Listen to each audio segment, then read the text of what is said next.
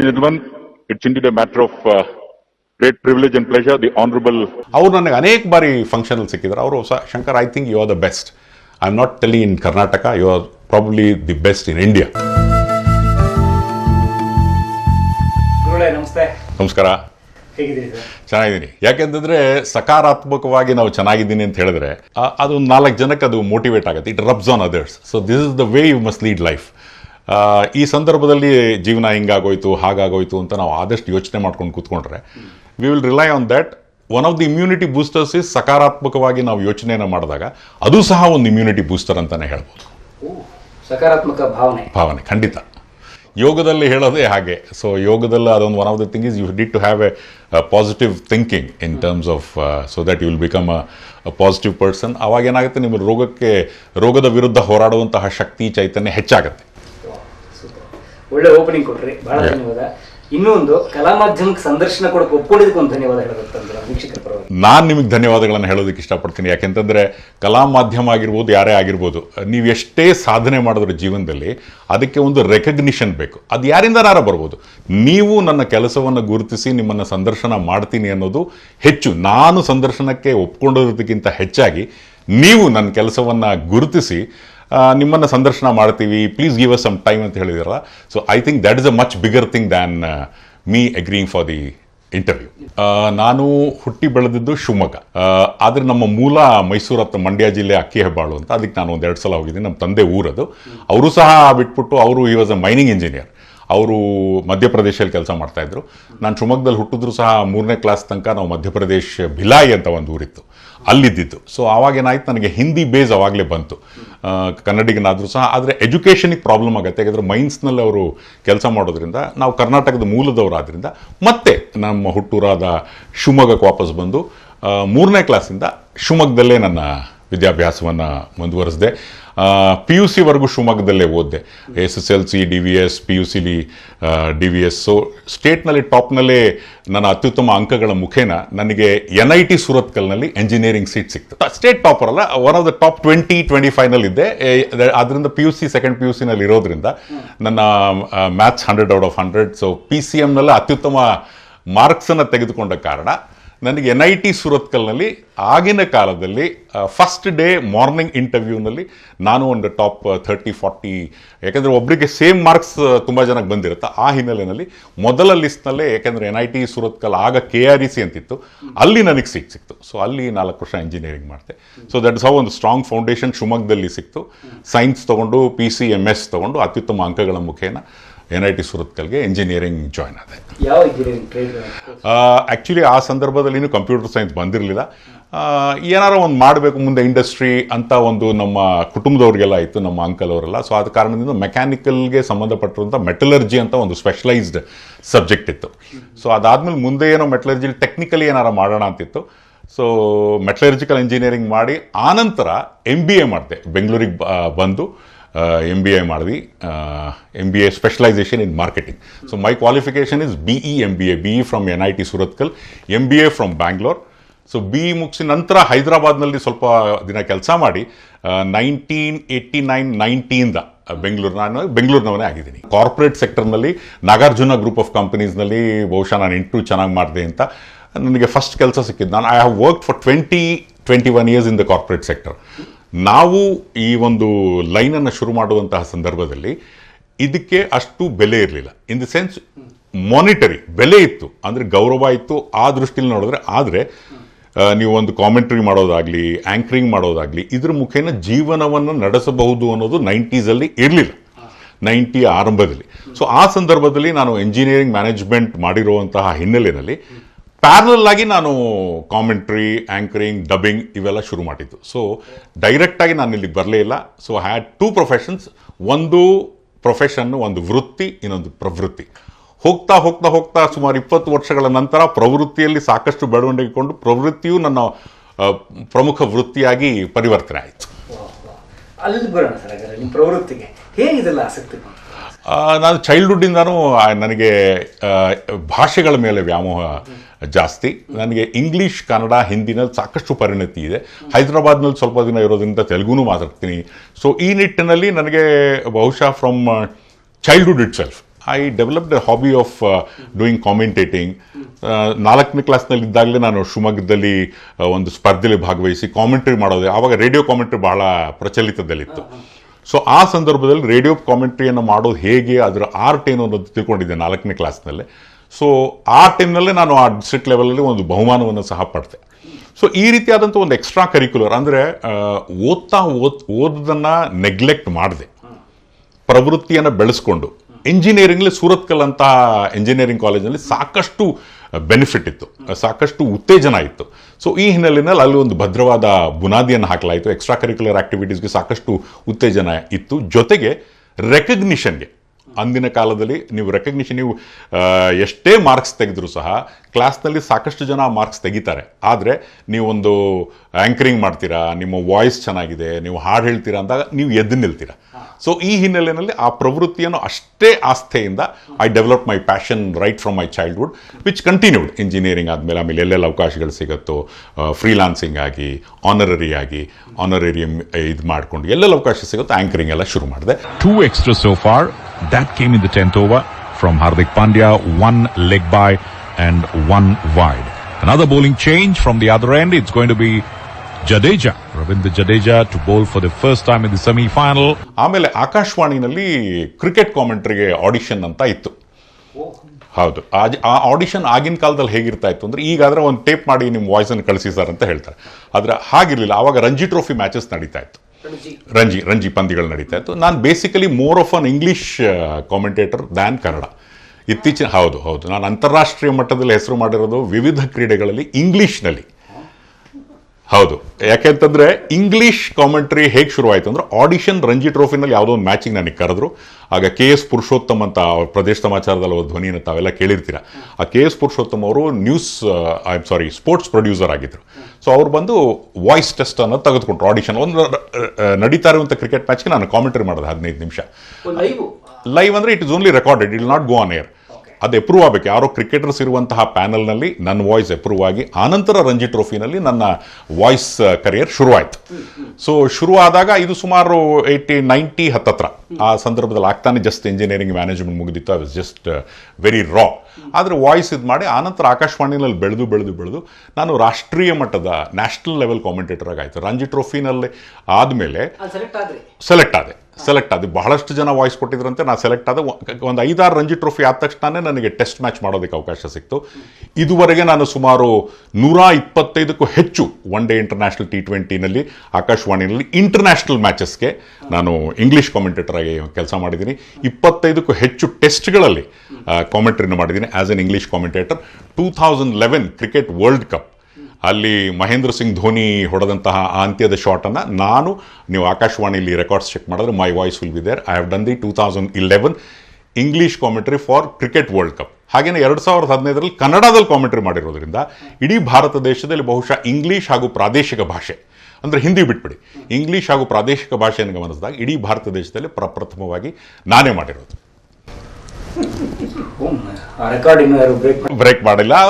ಮಾಡಿದ್ರೆ ಯಾವುದೆಲ್ಲ second record ಆಗುತ್ತೆ. ಆದರೆ ಇದಕ್ಕಿಂತ ಹೆಚ್ಚು ನಾನು ಹೇಳಬೇಕಾಗಿರೋದು, ಕ್ರಿಕೆಟ್ ಇದಾದರೆ ಕ್ರಿಕೆಟ್ನ ಒಂದು ಪ್ಯಾಷನ್ ಜೊತೆಗೆ ನಾನು ಇತರ ಸ್ಪೋರ್ಟ್ಸ್ಗಳು, ಹಾಕಿ, ಟೆನ್ನಿಸ್, ಇದರಲ್ಲೂ ಸಹ ಅಂತಾರಾಷ್ಟ್ರೀಯ ಪ್ಯಾನಲ್ ಆಫ್ ಕಾಮೆಂಟೇಟರ್ಸ್ನಲ್ಲಿ ಇದ್ದೀನಿ ಆಕಾಶವಾಣಿನಲ್ಲಿ. ಸೊ ನಾನು ಇದುವರೆಗೆ ಪ್ರಪ್ರಥಮ ಕನ್ನಡಿಗ, ಯಾವ ಕನ್ನಡಿಗನೂ ಸಹ ಇದುವರೆಗೆ 4 ಒಲಿಂಪಿಕ್ಸ್ಗೆ ಹೋಗಿಲ್ಲ.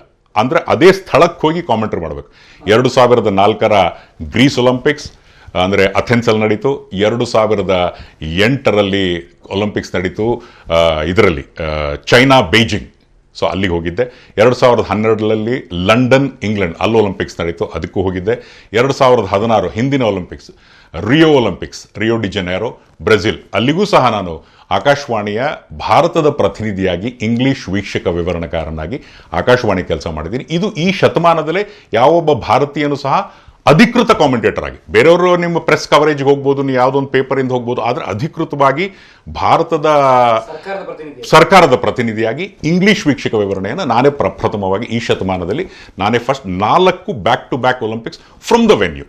ಈಗೆಲ್ಲ ಏನಾಗಿದೆ, ಆಫ್ ಟ್ಯೂಬ್ ಈ ಕೊರೋನಾಗಿರೋನೆಲ್ಲ ಬಂದಿರೋದ್ರಿಂದ ಆದಷ್ಟು ಕುಳಿತ ಸ್ಥಳದಿಂದಲೇ ಕಾಮೆಂಟ್ರಿ ಜನರೇಷನ್. ಇನ್ನು ಮುಂದಿನ ದಿನಗಳಲ್ಲಿ ಆ ಸ್ಥಳಗಳಿಗೆ ಹೋಗಿ ಕಾಮೆಂಟ್ರಿ ಮಾಡೋದೆಲ್ಲ ಕಡಿಮೆ ಆಗಬಹುದು. ಆದರೆ ಈ 4 ಒಲಿಂಪಿಕ್ಸ್ ಅಲ್ಲದೆ ಆಸ್ಟ್ರೇಲಿಯಾದಲ್ಲಿ ನಡೆದಂತಹ ಕಾಮನ್ವೆಲ್ತ್ ಗೇಮ್ಸ್, ಏಷ್ಯನ್ ಗೇಮ್ಸ್ 2002 ಅದು ಬೂಸಾನ್ ಸೌತ್ ಕೊರಿಯಾ ನಡೀತು. ಅದು ನನ್ನ ಪ್ರಥಮ ಈ ಥರ ನಾನ್ ಕ್ರಿಕೆಟ್ ಅಸೈನ್ಮೆಂಟ್ ಆಗಿತ್ತು. ಅಲ್ಲೂ ಸಹ ಕಾಮೆಂಟ್ರಿಯನ್ನು ಮಾಡಿದ್ದೀನಿ. 2 Asian Games, 2 Commonwealth Games, Delhi Commonwealth ಗೇಮ್ಸ್ನಲ್ಲೂ ಸಹ ನಾನು ವೀಕ್ಷಕ ವಿವರಣೆಯನ್ನು ಮಾಡಿದ್ದೀನಿ. ಇದಲ್ಲದೆ ಮೋಸ್ಟ್ ಇಂಪಾರ್ಟೆಂಟ್ಲಿ ಹಾಕಿ ಆಮ್ಸ್ಟರ್ಡ್ಯಾಮ್ನಲ್ಲಿ ಒಂದು ಚಾಂಪಿಯನ್ಸ್ ವರ್ಲ್ಡ್ ಕಪ್ ನಡೀತು, ಅದು ಮಾಡಿದ್ದೀನಿ. ಕ್ರಿಕೆಟ್ನಲ್ಲಿ ಜಿಂಬಾಬ್ವೆ, ಸೌತ್ ಆಫ್ರಿಕಾ ಹೀಗೆ ಹಲವು ದೇಶಗಳಲ್ಲಿ ನಾನು ಆಕಾಶವಾಣಿಯ ಕಾಮೆಂಟೇಟರ್ ಆಗಿ ಹೋಗಿ ಕೆಲಸ ಮಾಡೋದಲ್ಲದೆ ನನಗೆ ಅತ್ಯಂತ ಹೆಚ್ಚು ತಿಳ್ಕೊಬೇಕಾಗಿದ್ದೇನಪ್ಪ ಅಂದರೆ ಪಾಕಿಸ್ತಾನದಲ್ಲಿ India's last tour of Pakistan 2007 ಆ ಟೂರನ್ನು ನಾನು ಆಕಾಶವಾಣಿಯ ಇಂಗ್ಲಿಷ್ ಕಾಮೆಂಟೇಟರ್ ಆಗಿ ಇಡೀ ಪಾಕಿಸ್ತಾನದಲ್ಲಿ ವೀಕ್ಷಕ ವಿವರಣೆಯನ್ನು ಮಾಡಿದ್ದೇನೆ. ಇಂಗ್ಲಿಷ್ 2 ಟೆಸ್ಟ್ ಎಲ್ಲ ಒನ್ ಇಂಜಮಾಮ್ ಉಲ್ ಹಕ್ಕು, ರಾಹುಲ್ ದ್ರಾವಿಡ, ವೀರೇಂದ್ರ ಸೆಹ್ವಾಗ್ ಹೊಡೆದಂತಹ ಟ್ರಿಪಲ್ ಸೆಂಚುರಿ, ಈ ಎಲ್ಲ ಮ್ಯಾಚ್ಗಳಿಗೂ ಸಹ ನಾನು ಇಂಗ್ಲೀಷ್ ವೀಕ್ಷಕ ವಿವರಣೆ. ಇಬ್ಬರೇ ಭಾರತದಿಂದ ಹೋಗಿದ್ದು, ಒಬ್ಬ ಇಂಗ್ಲೀಷ್, ಒಬ್ಬ ಹಿಂದಿ. ಅದರಲ್ಲಿ ನಾನು ಇಂಗ್ಲೀಷ್ನವನಾಗಿ ನಾನು ಇಂಗ್ಲೀಷ್ ಕಾಮೆಂಟೇಟರ್ ಆಗಿ ಪಾಕಿಸ್ತಾನಕ್ಕೆ ಹೋಗಿ 2007ರಲ್ಲಿ 6-8-7ರಲ್ಲಿ ಖುದ್ದು ಪಾಕಿಸ್ತಾನದ ವಿವಿಧ ಸ್ಥಳಗಳಲ್ಲಿ ಕಾಮೆಂಟ್ರಿ ಬಾಕ್ಸಿಂದ ಕಾಮೆಂಟ್ರಿ ಮಾಡಿದಂಥವನು. ಬಹುಶಃ ಇದುವರೆಗೆ ಅದು ನನ್ನ ಪುಣ್ಯ ಅಂತ ನಾನು ಹೇಳಬೇಕಾಗುತ್ತೆ. So this is about the Akashvani part of it. ಇದು ಬಹಳಷ್ಟು ಜನ ಕನ್ನಡಿಗರಿಗೆ ಗೊತ್ತಿಲ್ಲ. ಯಾಕಂದರೆ ಕನ್ನಡಿಗರಿಗೆ ಏನಪ್ಪ ಅಂತಂದರೆ ಅವರು ನಾನು ನ್ಯೂಸ್ ಓದ್ತೀನಿ, ನ್ಯೂಸ್ ಇದು ಮಾಡೋದು ಅದೇ ಅಷ್ಟೇ ಗೊತ್ತಿರೋದ್ರಿಂದ. ಇದಲ್ಲದೆ ಇಂಜಿನಿಯರಿಂಗ್ MBA ಬ್ಯಾಕ್ಗ್ರೌಂಡ್ ಇರೋದ್ರಿಂದ ನಾನು ಹೆಚ್ಚು ಕೆಲಸ ಮಾಡಿರೋದು ಅಂತಾರಾಷ್ಟ್ರೀಯ ಮಟ್ಟದಲ್ಲಿ ಆಂಗ್ಲ ಭಾಷೆಯಲ್ಲಿ ಕೆಲಸ ಮಾಡಿದ್ದೀನಿ, ವಿವಿಧ ಕ್ರೀಡೆಗಳಲ್ಲಿ, ಆಲ್ ಇಂಡಿಯಾ ರೇಡಿಯೋ ಹಾಗೂ ದೂರದರ್ಶನಲ್ಲಿ. ಈ ಕ್ರೀಡೆ ಅಂದರೆ ಒಂದು ವಿಷಯ ಕೇಳಕ್ಕೆ ಇಷ್ಟಪಡ್ತೀನಿ. ಅವುಗಳದೆಲ್ಲ ಒಂದು ತಾಂತ್ರಿಕವಾದ ವಿವರ ಇರುತ್ತೆ. ಕ್ರಿಕೆಟ್ ಅಂದ್ರೆ ಅದ್ರದ್ದೇನೋ ತಾಂತ್ರಿಕ ವಿವರ, ಹಾಕಿದ್ದು, ಇವುಗಳ ಜ್ಞಾನ ಹೇಗೆ ಪಡ್ಕೋತೀರಿ? ಅಧ್ಯಯನ ಬೇಸಿಕಲಿ ಏನಂದ್ರೆ ಮ್ಯಾಚಸ್ಗಳನ್ನು ನೋಡ್ಬೇಕು. ನಾನು ಮುಂಚೆಯಿಂದನೂ ಕ್ರೀಡಾ ಪ್ರೇಮಿ ಆಗಿದ್ದೆ. ಕ್ರಿಕೆಟ್ ಅಂತೂ ಎಲ್ರಿಗೂ ಗೊತ್ತು. ಕ್ರಿಕೆಟ್ ನಮ್ಮ ದೇಶದಲ್ಲಿ ಒಂದು ಧರ್ಮ ಇದ್ದಾಗೆ. ನೀವು ಯಾವುದೇ ರೀತಿಯಾದಂತಹ ಸಮಸ್ಯೆಗಳನ್ನು ಕ್ರಿಕೆಟನ್ನು ಮಾತಾಡಿದಾಗ ಸುಲಭವಾಗಿ ಅದನ್ನು ಸಾಲ್ವ್ ಮಾಡ್ಬೋದು. ಎಷ್ಟೇ ಜಗಳ ಆಡ್ತಿರ್ಬೋದು ಯಾರೊಬ್ಬರು, ಆ ಕ್ರಿಕೆಟ್ ಅನ್ನುವಂತಹ ವಿಷಯ ಬಂದಾಗ ಅದೊಂದು ರೀತಿ cricket is a religion in our country. So cricket is the best religion ಅನ್ನೋ ರೀತಿ ಬೆಳೆದಿದೆ. ನಮ್ಮ ರಾಷ್ಟ್ರೀಯ ಕ್ರೀಡೆ ಹಾಕಿ ಆದ್ರೂ ಸಹ ಕ್ರಿಕೆಟ್ಗಿರುವಷ್ಟು ಪ್ಯಾಷನ್. ಸೊ ಅದರಿಂದ ಕ್ರಿಕೆಟ್ ಬಗ್ಗೆ ಸಣ್ಣವನಾಗಿಂದ ಅಧ್ಯಯನ ಮಾಡಿದೆ. ಆನಂತರ ಆಡಿಷನ್ಸ್ ತಗೊಂಡಾಗ ಆಕಾಶವಾಣಿಯಲ್ಲಿ ಲೋಕಲ್ಲು, ಝೋನಲ್ಲು, ನ್ಯಾಷನಲ್ ಹೀಗೆ ಬೇರೆ ಬೇರೆ ಲೆವೆಲ್ಸಲ್ಲಿ ನೀವು ಕಾಮೆಂಟ್ರಿ ಮಾಡಬೇಕಾಗತ್ತೆ. ನೀವು ಅದನ್ನೆಲ್ಲ ಕ್ಲಿಯರ್ ಮಾಡ್ತಾ ಹೋದ್ರೆ ಮೇಲೆ ಹೋಗಬೇಕಾಗತ್ತೆ. ಸೊ ಹಾಕಿನಲ್ಲಿ ರಿಯೋ ಒಲಿಂಪಿಕ್ಸ್ನಲ್ಲಿ ಎಲ್ಲ ಮ್ಯಾಚ್ಗಳು, ಇಂಡಿಯಾದವ್ರದ್ದು ಎಲ್ಲ ಹಾಕಿ ಮ್ಯಾಚ್ಗಳಿಗೂ ನಾನು ಇಂಗ್ಲೀಷ್ ವೀಕ್ಷಕ ವಿವರಣೆ ಮಾಡಿದ್ದೀನಿ. ಸಾಕಷ್ಟು ಹಾಕಿ ಮಾಡಿದ್ದೀನಿ, ಟೆನ್ನಿಸ್. ಮತ್ತು ಇನ್ನೊಂದು ಪ್ರಮುಖವಾಗಿರ್ತಕ್ಕಂಥ ವಿಷಯ ಅಂದರೆ ಭಾರತಕ್ಕೆ 2012ರಲ್ಲಿ ಸೈನಾ ನೆಹ್ವಾಲ್ ಬ್ರಾಂಜ್ ಮೆಡಲ್ ತಂದುಕೊಟ್ರು. ಆ bronze medal match commentary I have done it in English on Akashvani from the venue in London. And 2016 Rio, Sindhu winning the silver medal, that final commentary was done English by me, Hindi ನಮ್ಮ ಜೊತೆಗಾರರು. ಒಬ್ಬ English, ಒಬ್ಬ ಹಿಂದಿ ಇರ್ತಾರೆ. ಯಾಕಂದ್ರೆ ಹೊರಗಡೆ ಹೋದಾಗ ಹೆಚ್ಚು ಜನ commentators ಈ ರೀತಿ ಮ್ಯಾಚಸ್ಗಳು ಜಾಸ್ತಿ ಹೊತ್ತು ಇಲ್ಲದೆ ಇರೋದ್ರಿಂದ ಒಬ್ಬ ಇಂಗ್ಲೀಷ್, ಒಬ್ಬ ಹಿಂದಿ ಇರ್ತಾರೆ. ಸೊ 2016 ರಿಯೋ ಒಲಿಂಪಿಕ್ಸ್ ಸಿಂಧು ಗೆದ್ದಂತಹ ಸಿಲ್ವರ್ ಮೆಡಲ್ ಮ್ಯಾಚ್ಗೂ ಸಹ ನಾನು ಕಾಮೆಂಟ್ರಿನ from the venue, from Rio de Janeiro I have done the commentary. ಏನಂದ್ರೆ ಫಸ್ಟ್ ಆಫ್ ಆಲ್ ನೀವು you have to be yourself. ಇದು ಎಲ್ರಿಗೂ ಆಗತ್ತೆ ಅಂತ ಹೇಳೋದು ಕಷ್ಟ. ಆದರೆ ನಿಮ್ಮಲ್ಲಿ ನಿಮಗೆ ನಂಬಿಕೆ ಇದ್ದರೆ ನೀವು ಬೇರೆಯವ್ರ ಜೊತೆ ಸ್ಪರ್ಧೆ ಮಾಡೋಕ್ಕೆ ಹೋಗಬಾರ್ದು. ನಿಮ್ಮ ರೆಫರೆನ್ಸ್ ಪಾಯಿಂಟ್ ಇರ್ಬೋದು. ಈಗ ನೀವು ಫಾರ್ ಎಕ್ಸಾಂಪಲ್ ಕ್ರಿಕೆಟ್ ಆಡಿದ್ರೆ ನಾನು ತೆಂಡೂಲ್ಕರ್ ಆಗಬೇಕು ಅಂತ ಮಾಡಿದ್ರೆ ಆಗಲ್ಲ. ಈಗ ಒಬ್ಬ ಸಿಂಗರ್ ಆದರೂ ಸಹ ನೀವು SP Balasubrahmanyam, Kishore Kumar, Mohammed Rafi are all legends. ನಾನು ಕಿಶೋರ್ ಕುಮಾರ್ ಆಗಬೇಕು, ನಾನು SP ಬಾಲಸುಬ್ರಹ್ಮಣ್ಯಂ, ಅದಾಗಲ್ಲ. They are our reference points. ಅಂದರೆ ನಾನು SP ಬಾಲಸುಬ್ರಹ್ಮಣ್ಯಂ ಆಗಬೇಕು ಅಂತ ನೀವು ಹೊರಟ್ರೆ you may end up becoming an orchestra singer, ಅಂದರೆ ಅವ್ರ ಥರಾನೇ ಹಾಡಿದ್ರೆ. So you have to have an individuality, ಅಂದರೆ ವೈಯಕ್ತಿಕವಾಗಿ ನೀವು ಬೆಳಿಬೇಕು. ಆದರೆ ಅವರು ನಿಮ್ಮ idol SP Balasubrahmanyam or Kishore Kumar ಆಗಿರ್ಬೋದು. ಆದರೆ you have to develop your own style, your own this one. ನಿಮಗೆ ನೀವೇ ಸ್ಪರ್ಧೆ ಆಗಬೇಕು. You need to be a competitor to yourself. ನೀವು ಇನ್ನೊಬ್ಬ ಕಾಮೆಂಟ್ರಿ ಮಾಡ್ದ ಅವನಿಗೆ 10 ಮ್ಯಾಚಸ್ ಸಿಕ್ತು ಕಾಮೆಂಟ್ರಿ, ನನಗೂ 10 ಸಿಗಬೇಕು ಅಂತ ನೀವು ಹೋದರೆ you will not grow. On the contrary ನಿಮ್ಮ ಸ್ಕಿಲ್ಸನ್ನು ಈಗ ಇಂಟರ್ನಲ್ ಟು ಎಕ್ಸ್ಟರ್ನಲ್ ಮಾಡಬೇಕು. ಬಹಳಷ್ಟು ದಿನ ಇತ್ತೀಚಿನ ದಿನಗಳಲ್ಲಿ ಎಕ್ಸ್ಟರ್ನಲ್ ಟು ಇಂಟರ್ನಲ್ ಆಗ್ತಾ ಇದೆ, ಅದು ಗ್ರೋ ಆಗಲ್ಲ. ಅಂದರೆ ಅವರಷ್ಟು ಮಾಡಿದ್ರು, ಇವರಷ್ಟು ಮಾಡಿದ್ರು, ನಾನು ಅವ್ರ ಜೊತೆ ಸ್ಪರ್ಧೆ ಮಾಡಬೇಕು, that is external. What is internal? ನನಗೆ ಆ ತಾಕತ್ತಿದೆಯಾ, ನನಗೆ ಆ ಸ್ಕಿಲ್ಸ್ ಇದೆಯಾ? So I need to develop the strength. ಬತ್ತಳಿಕೆಯಲ್ಲಿ ಅಸ್ತ್ರಗಳನ್ನು ಹೇಗೆ ಬೆಳೆಸ್ಕೋತೀವೋ ಹಾಗೆ ನಮ್ಮ ಒಳಗಡೆ ನಮ್ಮನ್ನು ನಾವು ಡೆವಲಪ್ ಮಾಡ್ಕೋಬೇಕು. ಅವಾಗ ನಿಮಗೆ ಸ್ಪರ್ಧೆನೇ ಇರಲ್ಲ.